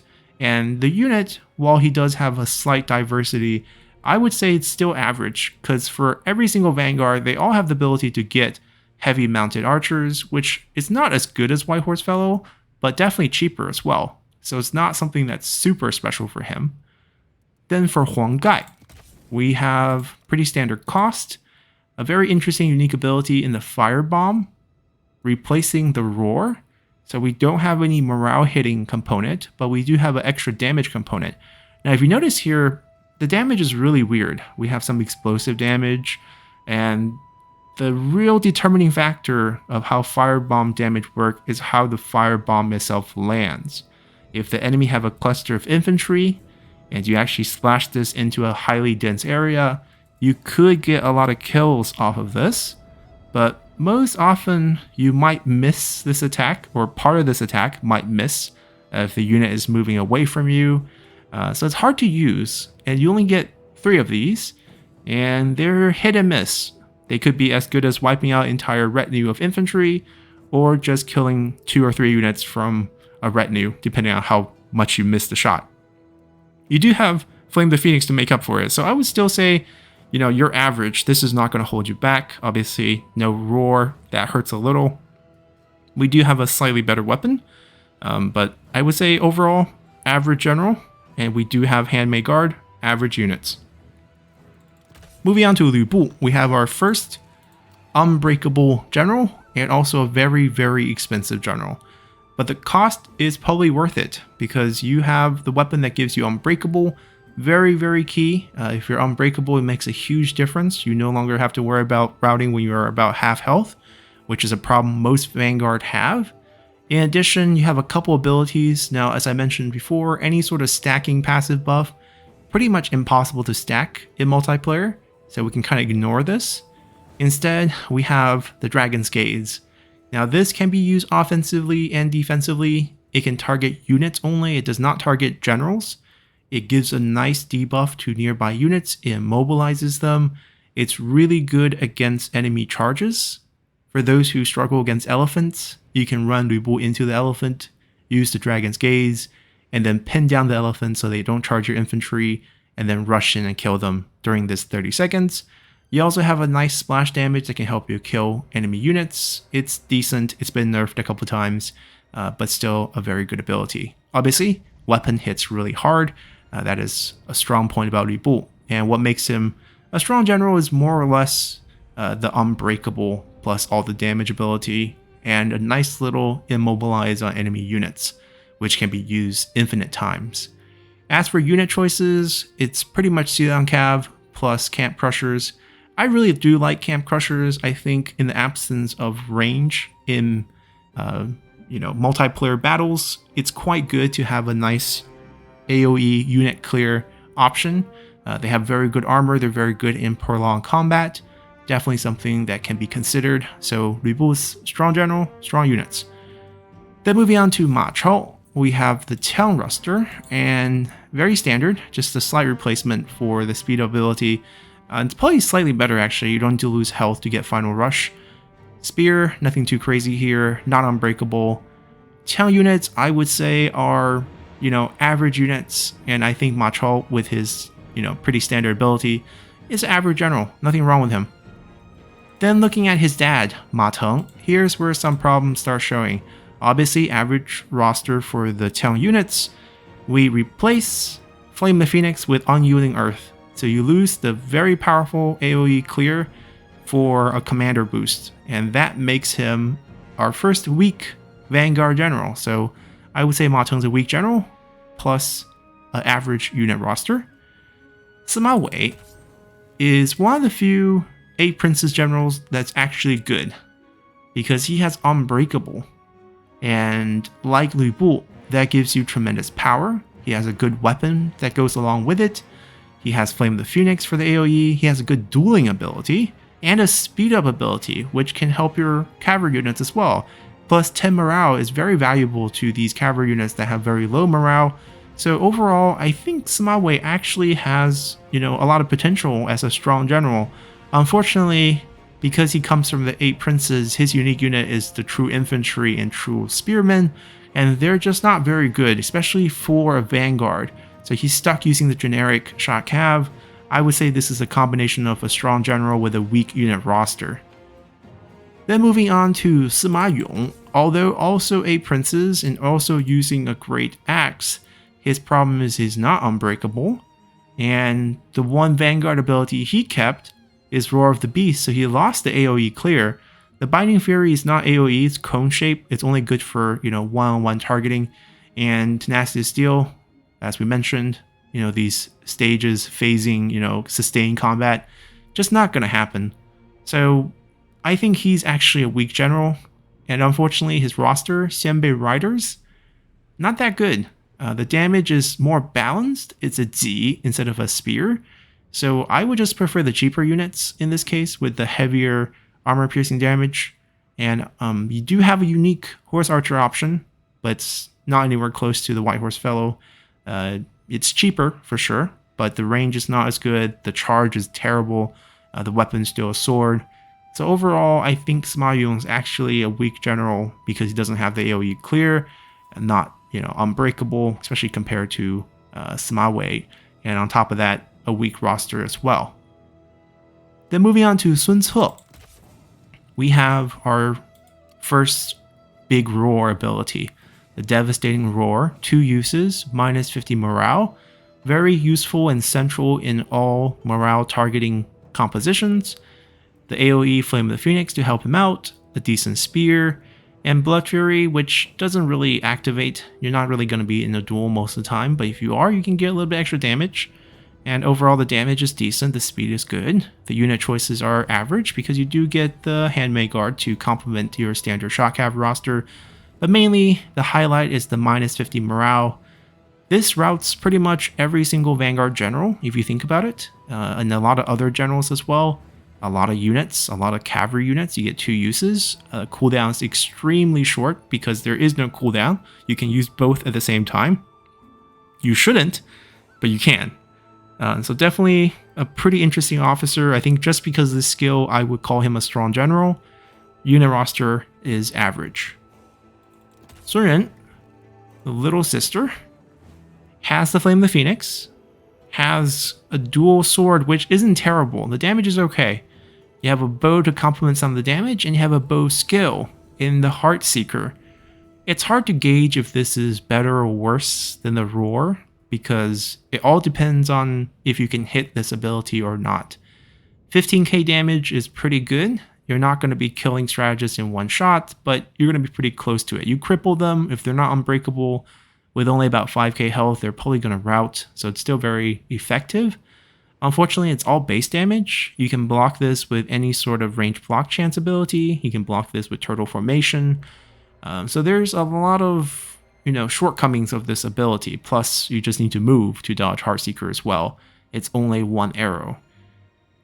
Nature's Ally isn't bad, as we mentioned. The 10-point morale is actually very underrated. Think about it. If you have a Vanguard with this ability, then the Roar previously that would have routed everyone wouldn't actually work. So 10-point morale sometimes makes key differences, and this should not be underrated. So overall, I think it comes out to about average. Really depends on how Heartseeker perform. If you can land all 3 shots on enemy generals, then this is definitely strong. But that's usually not the case, depending on how good your opponent is. So I think this is just the average general plus average roster of unit with a Handmaid Guard from A World Betrayed. Then moving on to Sa Houyuan, who is not very special. You have a nice Flame of the Phoenix. This is key. Not having this makes you weak.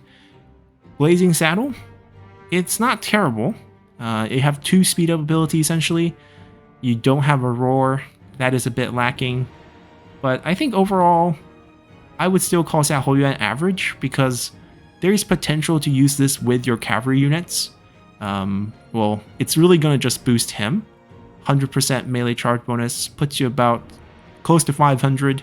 You get mighty knockback, charge speed. You'll probably want to use this against the enemy general. As in, you kind of slam yourself into enemy general, hopefully using the massive charge bonus plus your damage, bypass evasion, try to get a big chunk. Aside from that, nothing too special about him. I mean, I don't think it's weak, right? Standard abilities, and the roster is actually quite good because we have Northern units from the Fates Divided DLC. Northern Lancer Cav, you have Northern Mounted Cavs. Don't get the veteran versions, they're slow. They're too slow. Go for the Northern Lancer Cavalry. They're pretty much a C-down cav. They use Ji, so the damage is not great, but everything else is fine. They're quite cheap for what you get. 200 charge bonus essentially, and 75 speed. Conversely, you could argue that Raider Cav's probably just better in terms of damage. The only weakness is the initial charge bonus. The sustained combat is better, so kind of gauge what you want. 95 speed versus 75 speed, that's the big difference. And they don't actually have more morale, so that's kind of the thing. Most units and generals from the Vanguard situation are all very low morale. You could go with Tiger and Leopard. They're not terrible. They're just a little pricey, because if the standard version is actually 75 speed, that's pretty good. Morale's very high, they're quite tanky against range as well, and their damage is good. They use Spear, so it's 723, a Spear Guard on a horse essentially, and that's definitely an option with Telltale's General. So I would say this overall is an average general with strong units. Then moving on to Yan'an, we have Yuan Shao's roster. This is very strong. You have all the options from infantry, from the Young Darling Infantry, which is quite good as well, to the same northern units, and Cataphracts and Xiongnu units as well on top of that. In terms of abilities, we're looking at the standard Flame of Phoenix plus the Roar combo, which makes him at least average.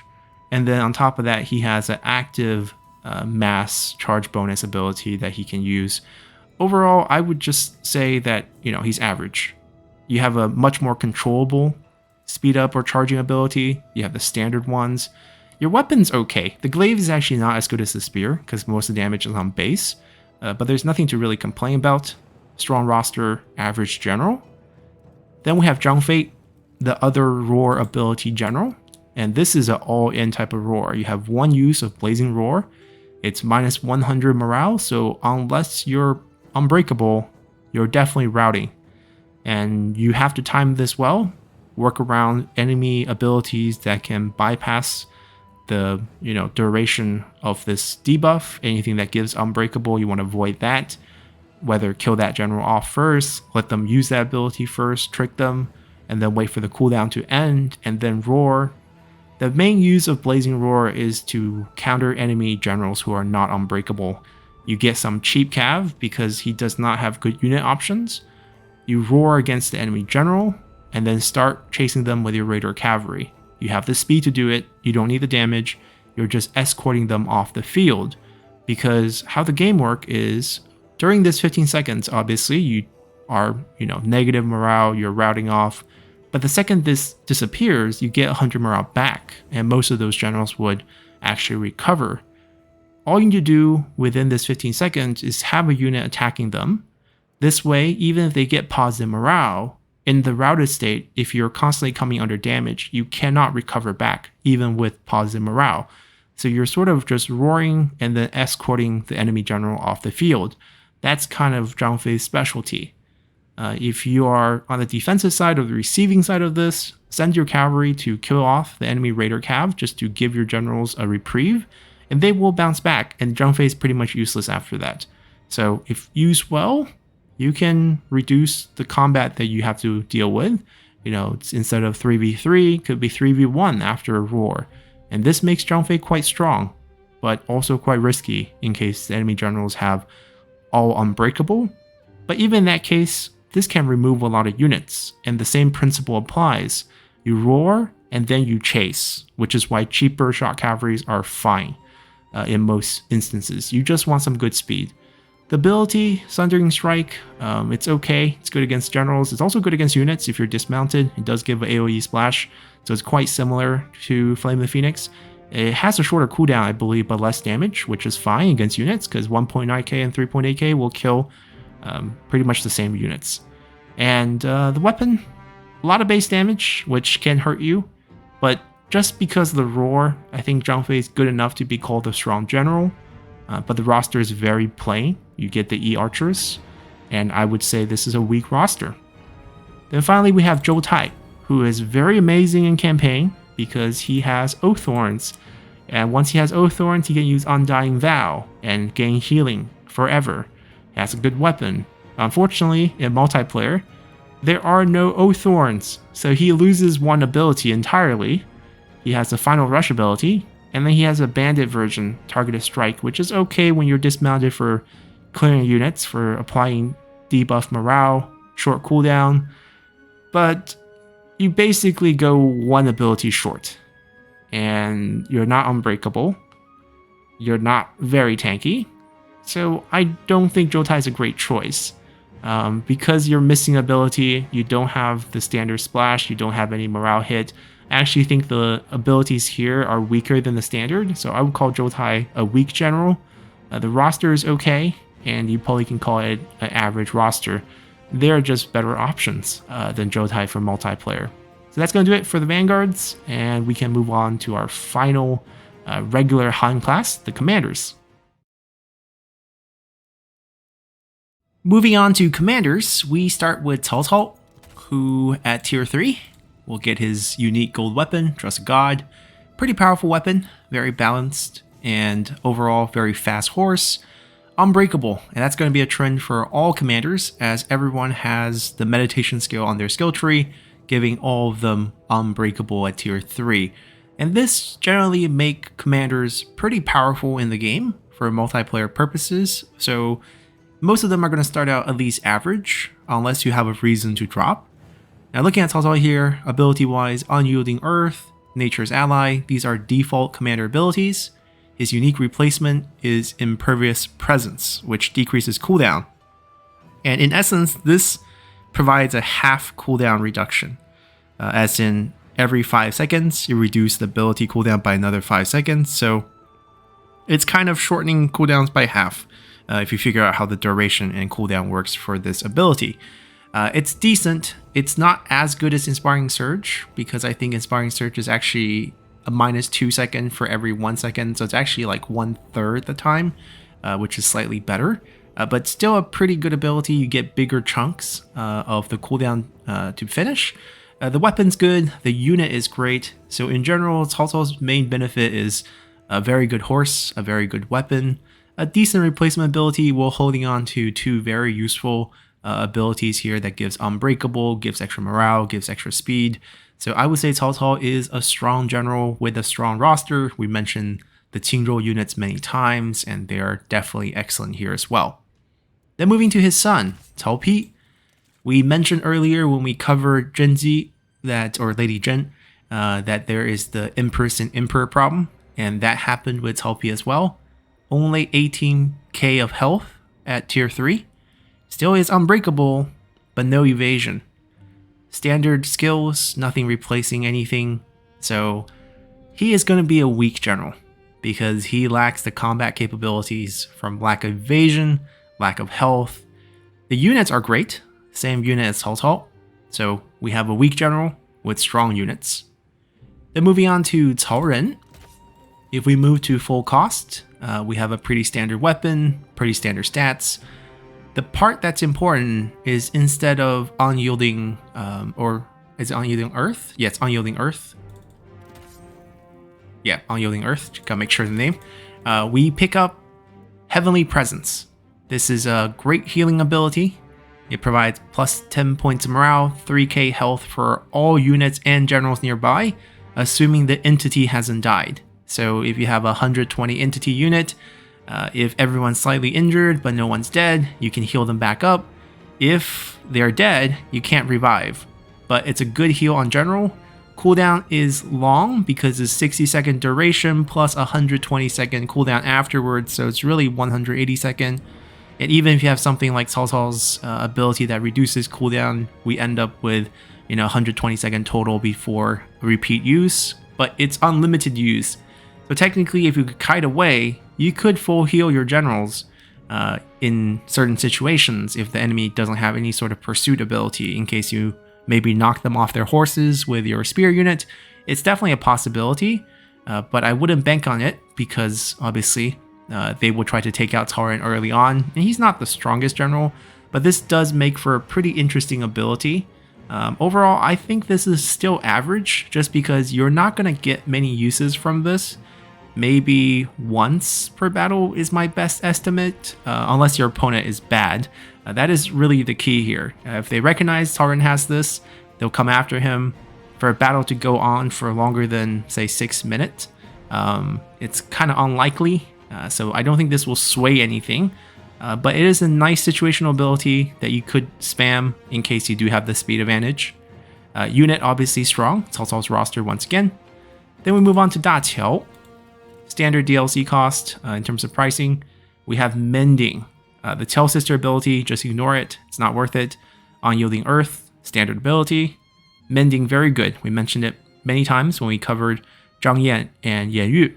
And her advantage is not only can she give extra protection to the generals nearby and small healing, we also have the ability to pick up some Handmade Guard, which provides damage resistance for nearby generals as well. So she's probably the best complementary piece in terms of protecting your other generals, giving them extra stats, giving them heals, giving them Unbreakable against enemy roar abilities, giving them damage resistance. So Da Qiao is actually very useful. I would say just because of Mending, she's a strong general. Disregard the poor weapon. She's a support character. And her roster is average because of the guard passive you can gain. Then moving on to Liu Bei. We have a pretty cheap general actually. And the weapon is poor, unfortunately. Unique weapon, but not that great. Unbreakable, nothing to see here. The replacement ability is Inspiring Words. It does provide Unbreakable, quite similar. So unlike Unyielding Earth, which is just a pure defensive ability that gives 100% sort of melee evasion, this one only gives 25%, but you gain 33% additional melee attack rate for a nearby unit. So it's kind of a trade-off for defense for a little bit more offense. I think it's just average out. I don't think this is any particular better than Unyielding Earth. It's pretty much the same. So I treat this just as an average set of commander abilities. So Liu Bei is pretty average. The weapon's probably slightly below average. This one might help you more if you're more aggressive with your units. But then again, what unit are we using here? Because Liu Bei has a very poor roster. So again, depend on your other generals. So it's going to be an average general with a weak unit roster. Then moving on to Liu Biao. Even cheaper, which is good, I guess, but the weapon is poor, just average abilities. So I think Liu Biao is just average again. None of these guys are really bad unless there's a reason to pick on them. Cao Pi, obviously no evasion, less health. Everyone else at least is unbreakable and can grant unbreakable, so those have value. In terms of his unit, I don't really like the Jin Infantry and the Imperial Defenders. They're overpriced versions of the Spear Guard. You gain a little bit of extra evasion stat, a little bit of extra damage, but if you compare these damage to, say, Defender of the Empire, which has the same exact offensive stat, is unbreakable, and has 53% armor, all for 700 cost. So these are way overpriced compared to Defender of Empires. So Liu Bao's roster is actually pretty weak. So we have an average general. I think this is just a standard commander plus weak roster of unit. Then moving on to Liu Chong, very similar to Fa Zheng. We mentioned earlier, we have an unlimited offensive ability, and even better than Fa Zheng, this one has very long range. It matches the range of your crossbow, and sometimes even farther. It's a little bit weird depending on the vision. And we also have a crossbow on top of that to add a little bit of damage if we need it. This can target generals, this can target units, this applies morale hits, it applies 3.8k damage per shot, and there are 4 shots in one use. So technically the max damage is around 15 plus K damage. It's base damage, so armor will block some of this. It doesn't matter. It's free damage. There's a huge knockback effect on this as well. If the enemy generals, mounted or dismounted, they will get knocked down. If they're mounted, they'll get pushed back. It's very powerful, and it's very annoying to deal with. If you can protect him well and use this, infinitely, the enemy really have to come close to you and try to kill him. Now, it's not broken to the point where he has to be banned. I think we did ban him for our first tournament, but then I played against him and played as him, and I think there are plenty of counters. You definitely could lose with him, so it's not sort of a auto-win situation. So he's been unbanned for the recent tournament, and I think it's powerful, but not broken. Then for units. The Chenro Guards, you can disregard. They're overpriced crossbowmen. They're not as good as the Fury Beihai and cost about the same, or actually more, because I think Fury Beihai has only 600. They have slightly tankier stats, but you don't want your ranged unit to get into melee. It ruins their ranged damage, which is not what you want. But fortunately, he does have Chen Peacekeepers, which is actually a really great unit. So 850 is not expensive for a melee cav. Typically, melee cavs aren't good because they don't have armor-piercing damage, but this unit actually have armor-piercing damage. They have 24 attack speed, 26 base, 20 armor piercing. That's very good. They have good armor, decent evasion. They have a shield that blocks 60% and also 50% missile resistance in case the enemy does have some sort of range. And they do have a crossbow with a decent amount of ammo, so you could harass with these. You could charge them in, have them fight. They will do decently well. So I think just for Chen Peacekeepers, I think Liu Chong has strong unit, and obviously with Show of Force, he's definitely a strong general. And speaking of strong generals, we also have Liu Zhang, very cheap, and the beauty of Liu Zhang is just in the ceasefire. It's a very short range ability, only 50 meters. It lasts a long time. It freezes every unit and general within the 50 meters for 1 minute. That's friend and foe. And all the unit and generals will get 50% damage resistance, they become tankier, and they will have a slow melee attack rate. Most of all, they are immobilized. So the trick to using Liu Zhang, the most effective way to use Liu Zhang, is to run him in, use ceasefire on the enemy generals, and then send in your hard hitters who are not in range, dismount them, and have them just kill the enemy generals while they're immobilized, and just kill them through the 50% damage resistance. I think that's the best way. Using generals like Lü Bu, for example, that hits very hard, even with 50% damage resistance, they will get a kill very quickly, definitely within 60 seconds. You want to dismount to not waste time charging around, and rinse and repeat until you kill off all the enemy generals. It's very powerful.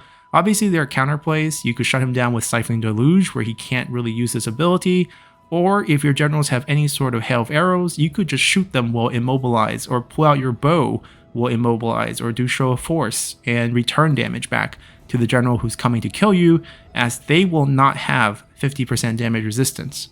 Alternatively, another combo you could use with Liu Zhang with this ability is to use your own hail of arrows, even though I don't really recommend it. There's ways to go around that.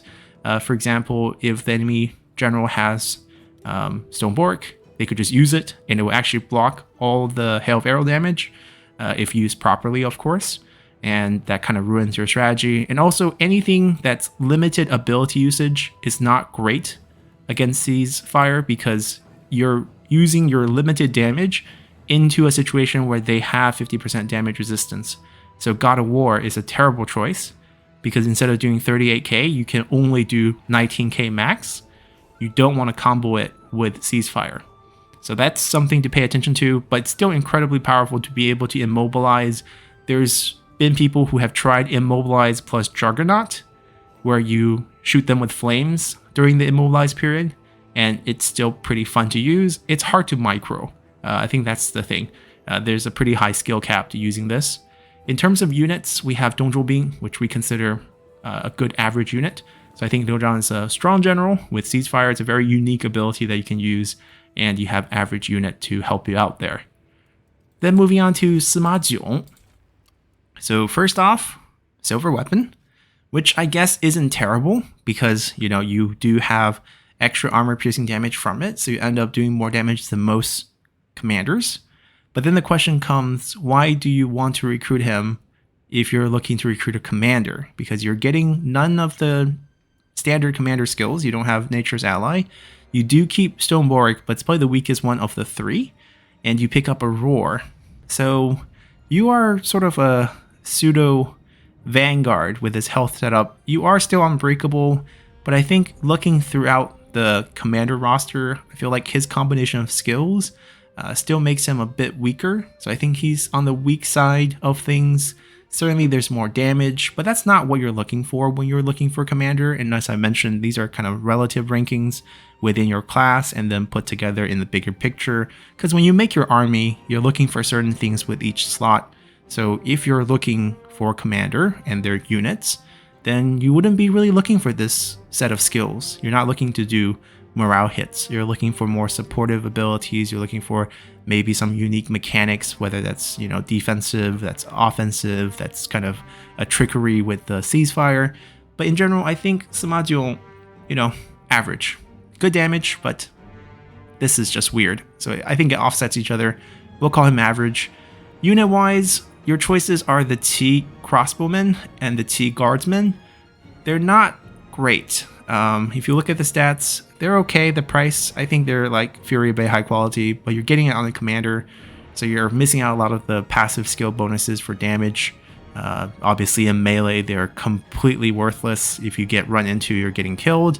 And for the T guardsmen, 850 price is quite steep.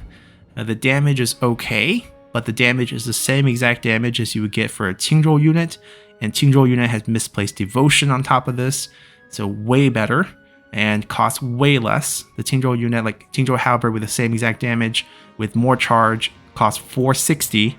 This unit, 850. It doesn't make sense. So I think he's the average general with a weak roster. Then moving on to Sima Lun, another 8 Prince character. So we have a slightly worse weapon compared to Sima Jiong here.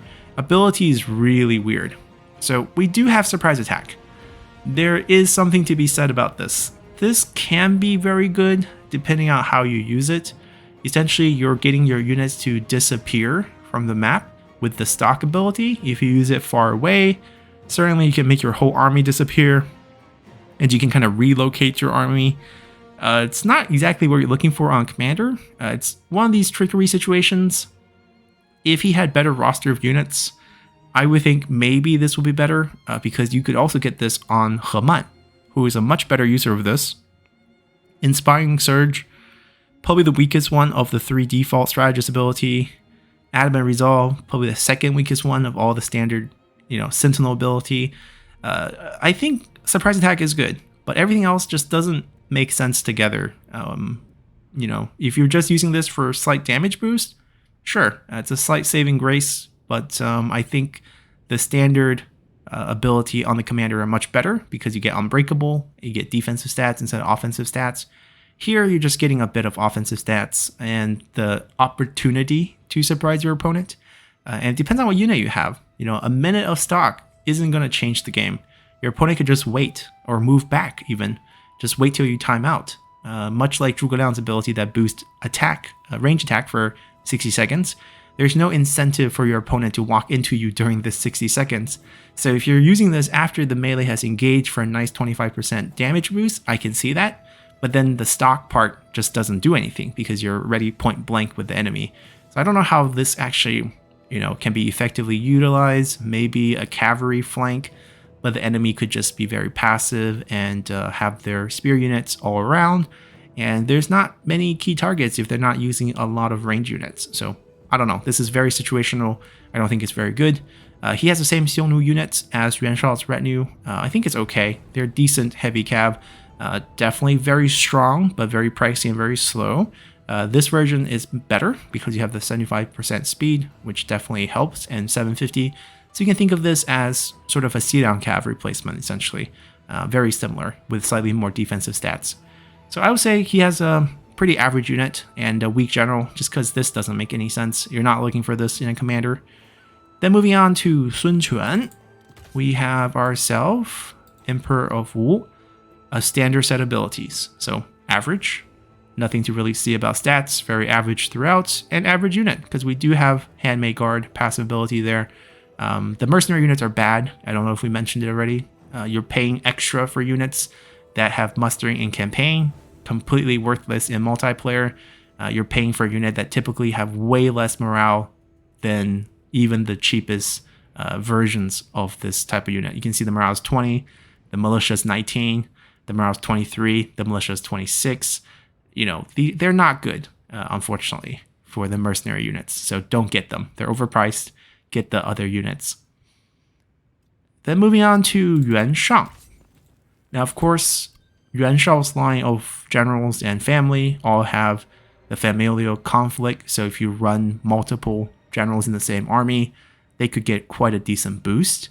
And this is definitely something you should consider because they do have good roster of units. So strong roster right off the bat. This is a decent replacement skill for Nature's Ally, because 50% boost for all your attack, 50% for charge and melee attack rate is very significant because you already have very fast attack rate already. The damage obviously not so great, but with 50% serviceable, and you're getting this on 2 generals that are unbreakable. So pretty good. Overall, I say he's an average general, and on top of that, we get a good roster, so strong units. Then moving on to his dad, we have the same passive, so we mentioned this already. Same weapon, so it will come out to the same. We do have Distant Courage. This is very, very powerful for 2 uses. The typical one is defensive with the morale boost. As long as you're not in combat, you can boost nearby unit, and by nearby we mean 150 meters. It's massive. So all these units will get 50 points of morale. Essentially, you're turning every single unit in the game to an unbreakable unit because they're not just getting a flat 50 point that usually goes away. So this unit is not just coming into battle at 78, it's constantly plus 50. So they're not losing like points randomly. They're losing off the 28 and then they're getting a plus 50 at all time. There's a big difference there. So you end up staying pretty topped off at all times and you're able to fight as though you are unbreakable. So that's very, very, very powerful and super underrated. You need to send someone to chase after him, get him in melee, So he loses this bonus so he can beat his units. And then for his charge bonus component, if you're running a cavalry focus army, just having him run by your units, give them 50% extra melee charge bonus. Obviously this works for infantry as well. Obviously the infantry base number is lower, so you're not going to see a bigger boost, but still very, very good. So Yuan Shao is very strong, and I think he's a strong general with a strong roster. Then moving on to his brother Yuan Shu. Cheap, but unfortunately, even though he got familial conflict in the campaign, they never updated him in the multiplayer. So unfortunately, he just has the standard set, which is fine, makes him an average general. Unit, however, is definitely on the weak side. We have the unique melee infantry, bit pricey, Warrior of the Left, costs 1,000. Very high defensive stat, I give them that. It's pretty much similar to Camp Crushers, but they don't have the splash damage that the Camp Crushers have. So that part falls short. The weaker version still has pretty decent defensive stats, but overall, I just think if they can't really fight cavalry, I think they're still on the weak side, even though they don't have to worry about range in multiplayer. So I think Yuan Shu, unfortunately, average general, weak roster. Yuan Han, Yuan Shao's son again, definitely comes with familial conflict. Same weapon, nothing to really see there. Standard abilities here. So I think he comes out to be average. This is an okay replacement for Nature's Ally if you run multiple generals. If you don't, it does fall short a little bit, but I think the potential is there. Obviously, strong roster. So we have ourselves average general with a strong roster of unit. And that's going to wrap up our commander. We still have the Yellow Turban and Nanman to go, and we'll do those in one go.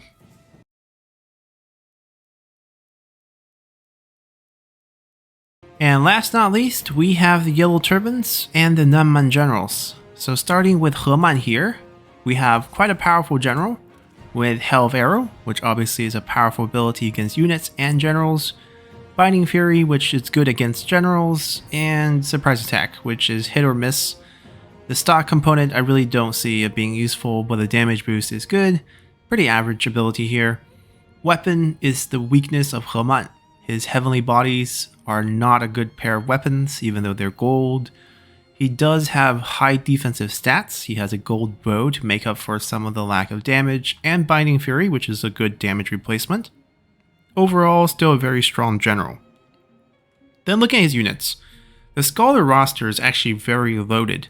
You have options to go with Chanter to provide a passive boost for your entire army, 10% extra damage, 10% extra armor. Huanglao Paragons, cheap alternative, costs the same as militia units, double the morale of militia units, very, very high attack at a very high fast-paced attack rate. Decent defensive stats.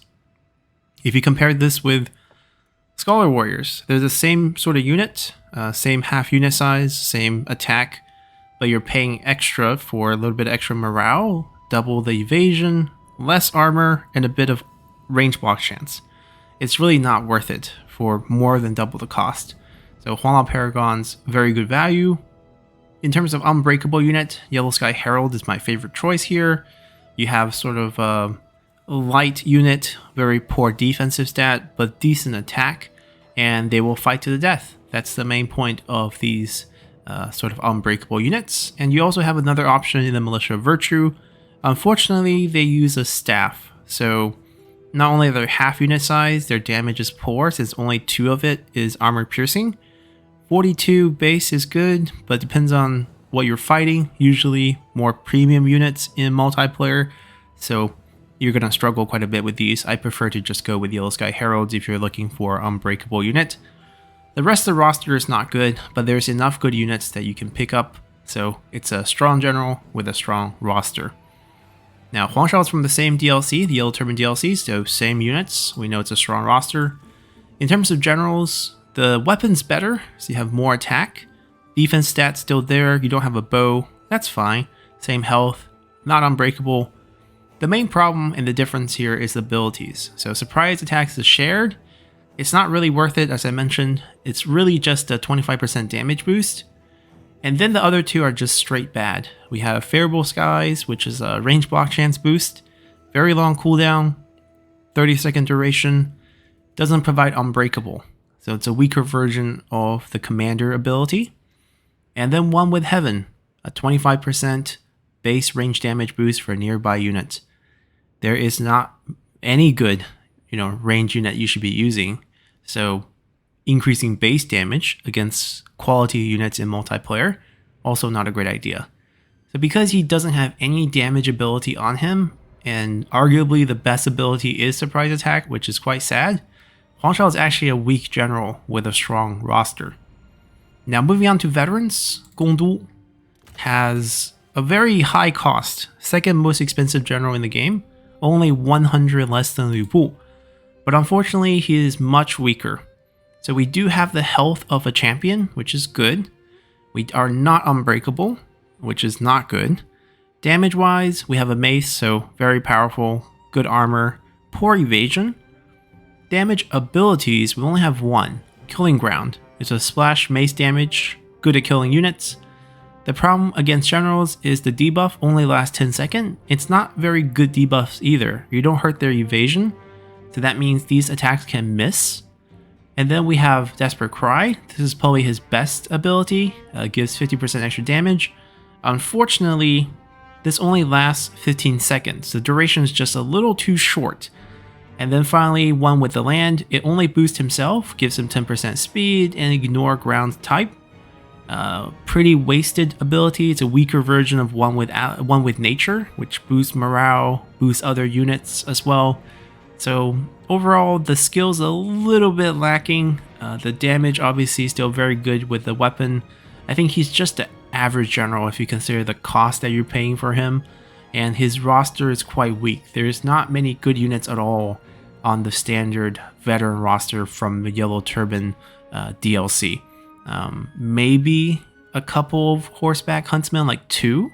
You don't want to overdo it because it's terrible in melee. It's just a harassment unit that can dish out some fire attacks. Other than that, really doesn't do anything. The entire roster is just really bad. Then Pei Yuan Shao, same roster. So once again, we have a weak unit roster. Slightly cheaper, but still on the expensive side. But he's worth it. He has the same weapon. Slow attack rate, that's a thing for Yellow Turban generals. They have half attack rates. He has the health of a champion, but you should think of him as a strategist. He's basically the only general that has Wisdom River, who is not a strategist. So you have the health of a champion and the damage of a champion, but the ability and setup of a strategist. You have Wisdom River, you have Inspiring Surge, and you have a very good commander ability that gives Unbreakable and melee evasion boost and charge resistance in Unyielding Earth. So overall, it's actually a pretty good set of abilities despite it not doing any damage, and you're still pretty decent general in returning damage. So if you're looking for a little bit of sort of strategist support, but you don't want to go with a strategist thinking that you will weaken your army since you don't have a fighter, Pei Yuan Shao is a really good choice. So I think it's a strong general, but unfortunately also a weak unit roster that you have to make up somehow. Then moving on, we have Zhang Bao. Even though he is a veteran, he doesn't have the same roster because he comes from the Mandate of Heaven DLC. So slightly different roster. He has more units from the other classes. We have Huanglao Paragon, definitely a good choice. We already mentioned it. He has a unique polearm, Zealots of the Way, that comes with a unique passive, which can be activated since you can keep melee units in prolonged melee combat. So you will actually end up with an 88% evasion unit that has no armor, which is fine. Base armor is only 20%. The problem here is it's not unbreakable. So you're probably going to be routing before this activates, even though it activates very fast. It's front loaded, so first 15 seconds, but then goes down to about 3 seconds at the end. I'm not sure. I'm not sure if this is a good unit at 700 cost. There just seems to be better options, like Huanglao Paragons, for example. There is an interesting range unit in the Yao Guai Hunter. This unit has snipe, has stock, and as someone has let me know through testing, it actually has a lot of sight, as in it can see very far. So you can use this as sort of a foresight replacement, as you can kind of spot out units from far, far away, which is an interesting info, I guess. But as a unit, it's not that strong. Snipe is, less valuable against human players. The damage, it's default poison weapon, so it's mainly there to hit every unit once to poison them, not the direct arrow damage, which is quite weak. So it's interesting. Poison damage can work. It hurts quite a bit, especially against a unit who has good range block chance, because in this case, you just have to touch them. As long as their range block chance is not 100%, you can still poison them. Aside from these units, the overall roster is still weak. It's improved because of Honglao Paragons, definitely. So I would say Zhangbao, well, we haven't looked at the general, but the roster average. Now, about the general. The abilities we have. First, we're unbreakable. That's a huge plus. We have the health of a Sentinel. We have good attack speed, which is pretty rare on Yellow Turban, especially from the Yellow Turban DLC. The first group of Yellow Turbans all have very slow attack rate. Decent damage. It's the typical Sentinel sword. Defense stats, not really there. We have a good melee attack ability that gives 7.5 splash damage with melee evasion debuff. Those are really good, even if it only lasts 10 seconds. We also have Way of the Thunder buff, which boosts nearby units and generals. It's attack rate boost, which I don't think is that good, but it's better than nothing. And Nature's Ally. We mentioned this is a very good ability. The 10-point of morale is super underrated. Even the speed is super underrated for cavalry units. Overall, I think Zhangbao is actually a strong general. Unbreakable is really good, attack speed is really good, damage ability is really good, and roster is average. Zhang Kai, going back to the standard poor veteran roster from the Yellow Turban DLC, nothing to say there. The cost is very cheap actually for Yellow Turbans. The weapon, this is the only general in the game with the Ji of Heavenly Mandate, which is okay. It's a very average weapon. And then in terms of abilities, we have one damage ability, but it's not splash, doesn't really kill units. It says splash, but it's cone shape, not circular, so it's not a good AoE. It's good against generals, and he has good defensive stats. I think overall it's pretty average. Nature's Ally is good, this one's not so good, and this one's definitely not good. Weapon's okay, but attack speed, right? The original Yellow Turban characters have half attack speed. That's really going to hurt him. Not having unbreakables, I wouldn't call him strong. I think he's just average general with a poor roster. Then moving on to Zhang Liang here, we have a pretty cheap general. Because he's from Mandate of Heaven, he has normal attack speed. A pretty good weapon in Ancestral Pledge compared to a lot of the other weapons we've seen so far. And he has okay health, but overall a pretty weak general. Bad defensive stats, useless abilities, temper deflection, these level up phases abilities that require you to sustain combat, pretty much impossible to do in multiplayer. And then finally, Lord of the People, a one-time use ability that can give nearby units and generals 50 points of morale and plus 10% armor, but can only be activated once you dip below 20% health. And it activates automatically when you do. So it's a passive buff, you have to put him in the right place when you are dipping down. You don't want to be below 20% health, and even if you are below 20% health, this bonus doesn't really help you to win. It keeps your unit there pretty much fight longer, near unbreakable, and 10% armor for only 60 seconds. Overall, the abilities are just too weak. There's no damaging ability at all, so I think he's a weak general. As for units, he actually has a strong unit. He has the Tyrant Slayer, and this is a very good quality cavalry by itself. If you look at the cost of only 600 compared to other shock cavalry available for Han generals, this is very respectable.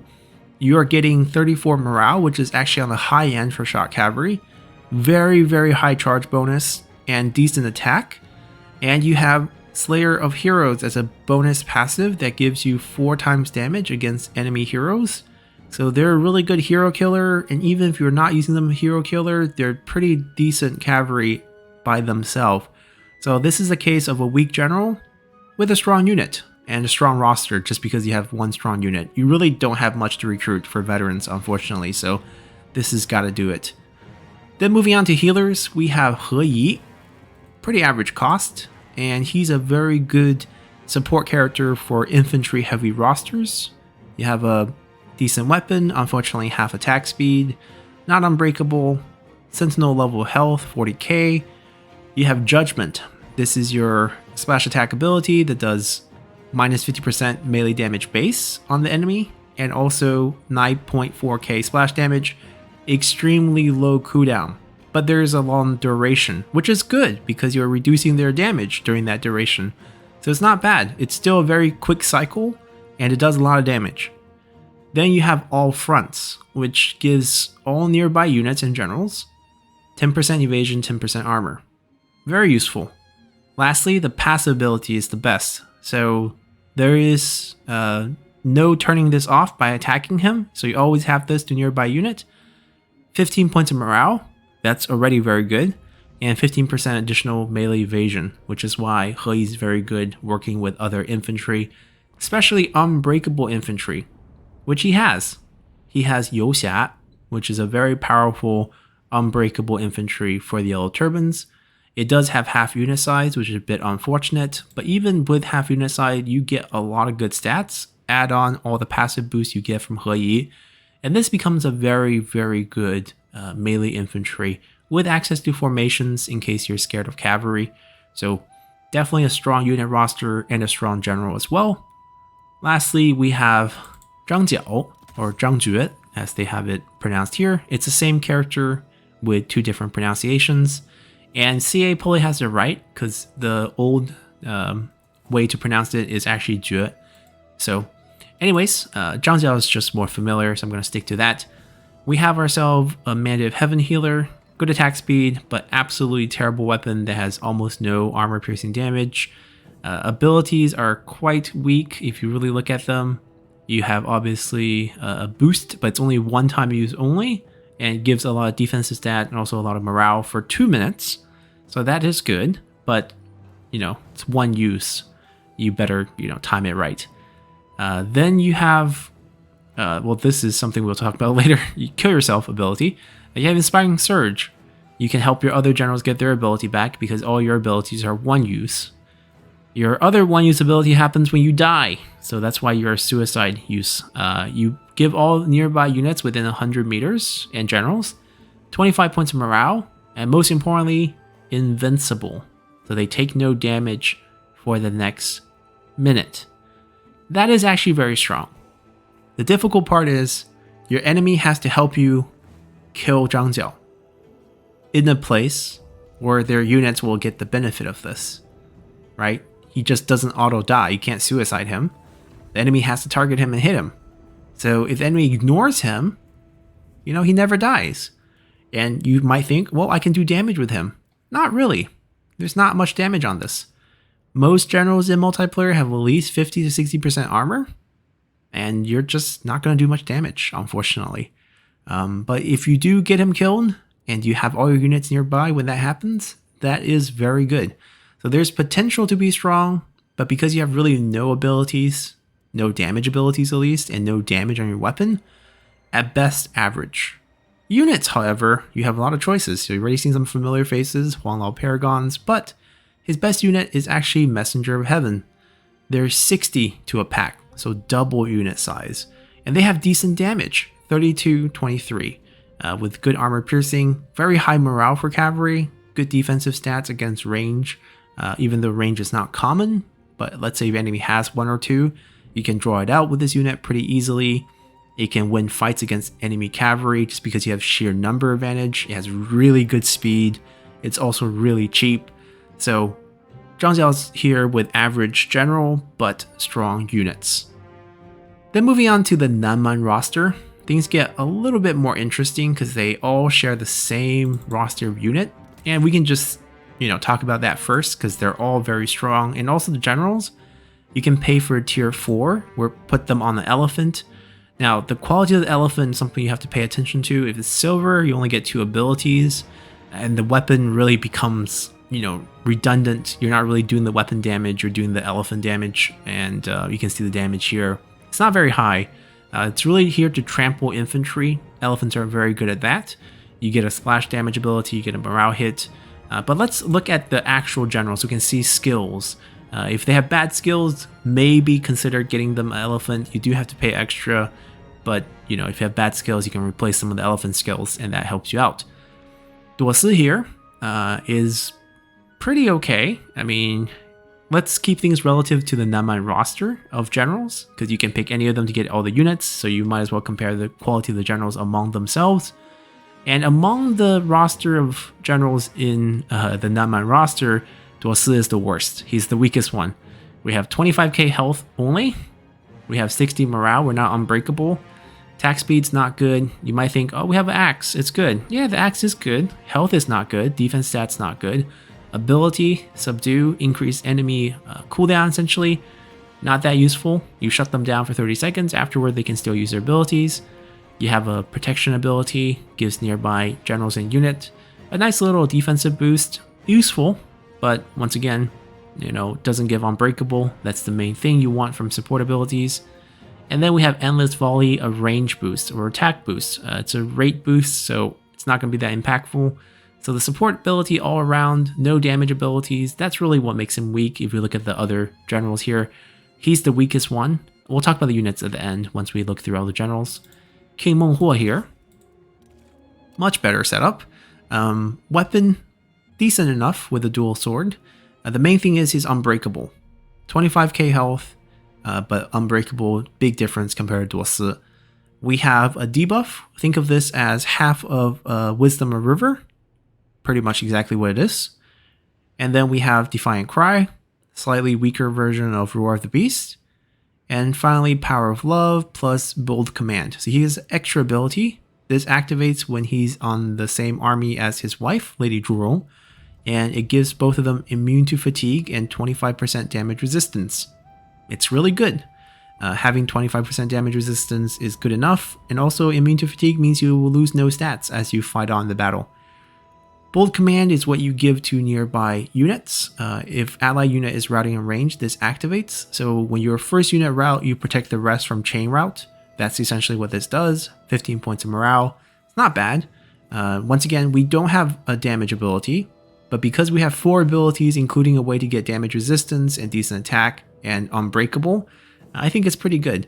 So Meng Huo is definitely on the strong side in combination with Lady Zhurong. If you just bring him, he's not strong. But if you bring both, they're definitely strong. As for his elephant, so he gets a gold elephant. So all 3 abilities, so get 2 damage abilities, you get a better elephant for better damage, and definitely better than Duo Si, another reason why Duo Si is weak. Then we have King Mulu. Obviously, we get the gold elephant again, but let's see his actual abilities. We're looking at the same half Wisdom of the River ability. We have Expose, which is pretty interesting because you're increasing your unit's melee evasion, but decreasing their range block chance, which might be pretty good in multiplayer because there's less range. So you're exposing your own unit. The damage, similar to Meng Huo, same weapon, same stats across the board. Nothing really to see there. We do provide a different type of passive, which instead of granting morale when allies rout, we just give them straight up 10 points of morale and 10% speed. Think of it as a weaker version of Nature's Ally. Overall, I think Duo Si, because he is... Oh, Mulu, sorry. Not Duo Si. Because he has Unbreakable, that's good. But unlike Meng Huo, well, like Meng Huo actually, you just have no damage abilities, which hurts you a little bit. And without Power of Love, he's a little bit lower than Meng Huo, so I would say he's just average. They all cost the same as well, so there's really no comparison. King Shamo Ke, he gets a gold elephant as well. Yeah, I don't know what's wrong with Duo Si, he's just the poor kid out of the group. But let's look at his regular stats. We have a good weapon, we have extra bow for damage, we actually have damage abilities, we have a splash attack with a little bit of morale hit. We have a movement one that reduces fatigue. Not that useful. And we have another damage ability. This one trades 10% of your health, which hurts you a bit more, but you do 11k damage. It's not as good as Reckless Strike, which is on Wei Yan, but still a pretty decent damage ability against enemy generals. So you end up with 2 abilities. This one has Splash if you're dismounted. Pretty good attack with a good weapon. Unbreakable, those are all key factors. You get a bow. So King Shamo Ke definitely also a strong general. Moving on to Wutu Gu. If we look at just the general, not unbreakable, but more health than the others. A pretty good weapon. The main thing about him is, well, we have the same Fury passive. It's Desperate Rage. Once he dips below 50% health, he gains a lot of damage, well, 15% extra. It's a lot on this weapon. You get pretty much 300 boost here, about 150 here. And the main thing is he boosts his morale a little bit, which counteract the health lost. So he can stay in battle a little bit longer. Even though it's not unbreakable, it gets a little bit closer. The main thing is off guard. It's a very good splash damage ability. Reduces speed is okay, doesn't really matter. The main thing is the cooldown cycle is really low. It's 30-second cooldown, 15-second duration. You get this back on every 45 seconds, and it's quite high in terms of damage. So Utukul is obviously a great choice for this. If he does get an elephant, it's silver. So he's like Duosi here in that case, but he's pretty good in terms of his regular setup. So you probably don't need to go for that. The damage cycle is good. He has a way to keep himself from breaking. Overall, I say he is a strong general. Lastly, we have Lady Zhurong here, and if we level her up tier 3, she gets the gold burning mace, the best weapon in the game. You don't need to put her on an elephant. Even though it's gold, you give up the use of the flaming mace, which has a huge debuff on enemies. Definitely keep the mace, stick to Descended from the Flame. You're looking at a general with a flying dagger ability. It's very similar to what Zhengjiang has. Hit or miss, not the best thing in the world, not the worst thing in the world. Once again, the selling point is using her with Meng Huo, which makes both of them a strong general, just for the fact that you give 25% damage resistance with really good weapon on 2 unbreakable generals. And then we have a pretty decent splash attack damage that removes their armor for 15 seconds of 25%. It's not super high, the cooldown's really long on this, that's the weakness.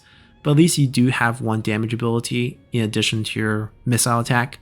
And the other you have is Defiant Cry, which is a pretty good morale debuff. But the main thing is just use her mace. This is an ability in itself. Minus 50% evasion, minus 10 morale. Super, super good. And you burn them for damage. So, strong general. For the sake of bringing her, you bring Meng Huo up for the damage resistance as well, which improves their health, which is a little bit limiting. And looking at units now. So, we established that Meng Huo is strong. Shamoke is strong, Utukul is strong, Lady Zhurong is strong, in tandem with these two. And Mulu is average, and Duosi is on the weak side. That's okay. What about units? They all have strong units, because the Nanman roster is loaded with options. Of course, elephants are famous. We have many options for that. If you just want to kill infantry, going with the cheap, southern or war elephants enough. If you want to kill infantry and boost your other unit, then get a couple Nanzhong elephants. You have 3 songs. Now, 2 of them are good, in my opinion, so 2 is enough. You don't need to get 3 to play all 3. They're quite pricey, and it's hard to micro when you have that many. The 2 that are good are aggressive Candence for extra damage, obviously, and then you want the 15 points of morale plus 15% melee evasion. The speed and immune to fatigue, not really useful. You don't really need it. You could switch things off as you go as well. If you're charging, maybe keep it.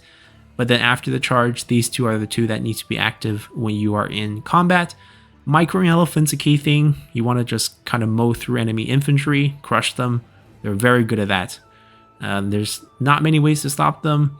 If you're playing against them, you got to stunt their charge, sacrifice a couple of cavalry, sacrifice your generals, and just focus them down.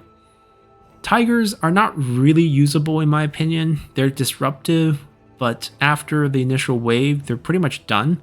So you're paying quite a bit for just 1 burst. I don't think that's the value you really should be looking for.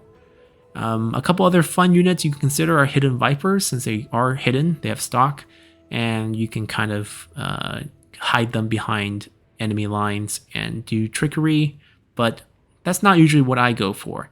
When I play Nanman, I almost always go for Javelin Spear Guards because they are general killers. They are the best general killers in the game.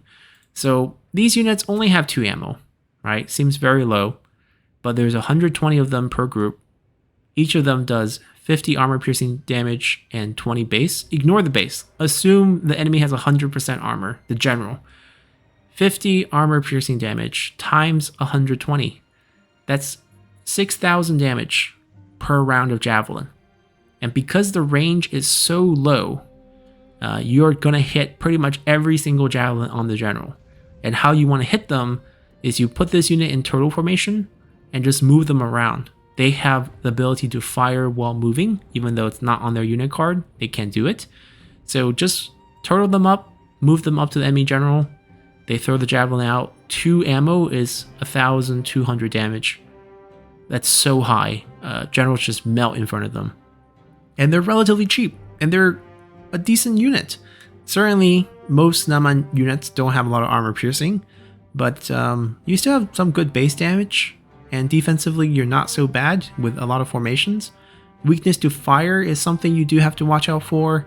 But it really depends if the enemy brought any range that have fire arrow capabilities. Most probably go with crossbow, which you're not that afraid of because you have formations, you have a shield. And then aside from them, Wolfpack is also pretty good. Obviously, you need a lot of them for the passive. Basically, very fast infantry. Charge in front of the enemy. You have decent charge bonus added together and just kind of swarm the enemy. Not as good as these, just because they have the added ability just to melt generals. Really, really good.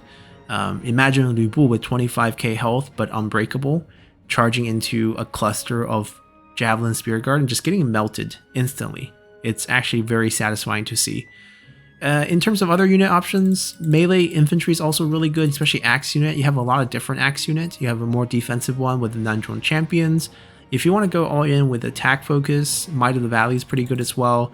They're on the pricier side, and they have basically this going for them. Berserk, once they dip below 50% health, they gain extra damage and attack rate. Pretty good base damages already, and attack rate could use some help, so that will definitely boost them. These Axe units obviously good against shields. And if you're interested in getting a fire unit to get the same type of debuff Zhu Rong has, I don't really recommend it. These guys are pretty naked straight up, and they're not unbreakable. They come slightly smaller than full unit size. Just get Zhu Rong to run into any unit you want to apply debuff rather than getting this unit to do it. And you can have your other units fighting. She applies debuff to the whole group, and you can pretty much kill them pretty quickly. But overall, lots of options on the roster. So all the unit roster for Nanman are very, very strong. There's many ways you can play them. Like I said, my go-to way is actually just Javelin Spear Guards, help you kill generals. Very, very useful. And they can also help you dismount generals with their formation as well. And that's going to do it for our tier list. Very massive tier list of every single general in multiplayer, but it's a pretty comprehensive guide, I hope, for multiplayer, as we discuss not only the generals, but the combination of units and why they're strong from different dimensions. So hopefully this will help you out in your multiplayer matches. So until next time, bye!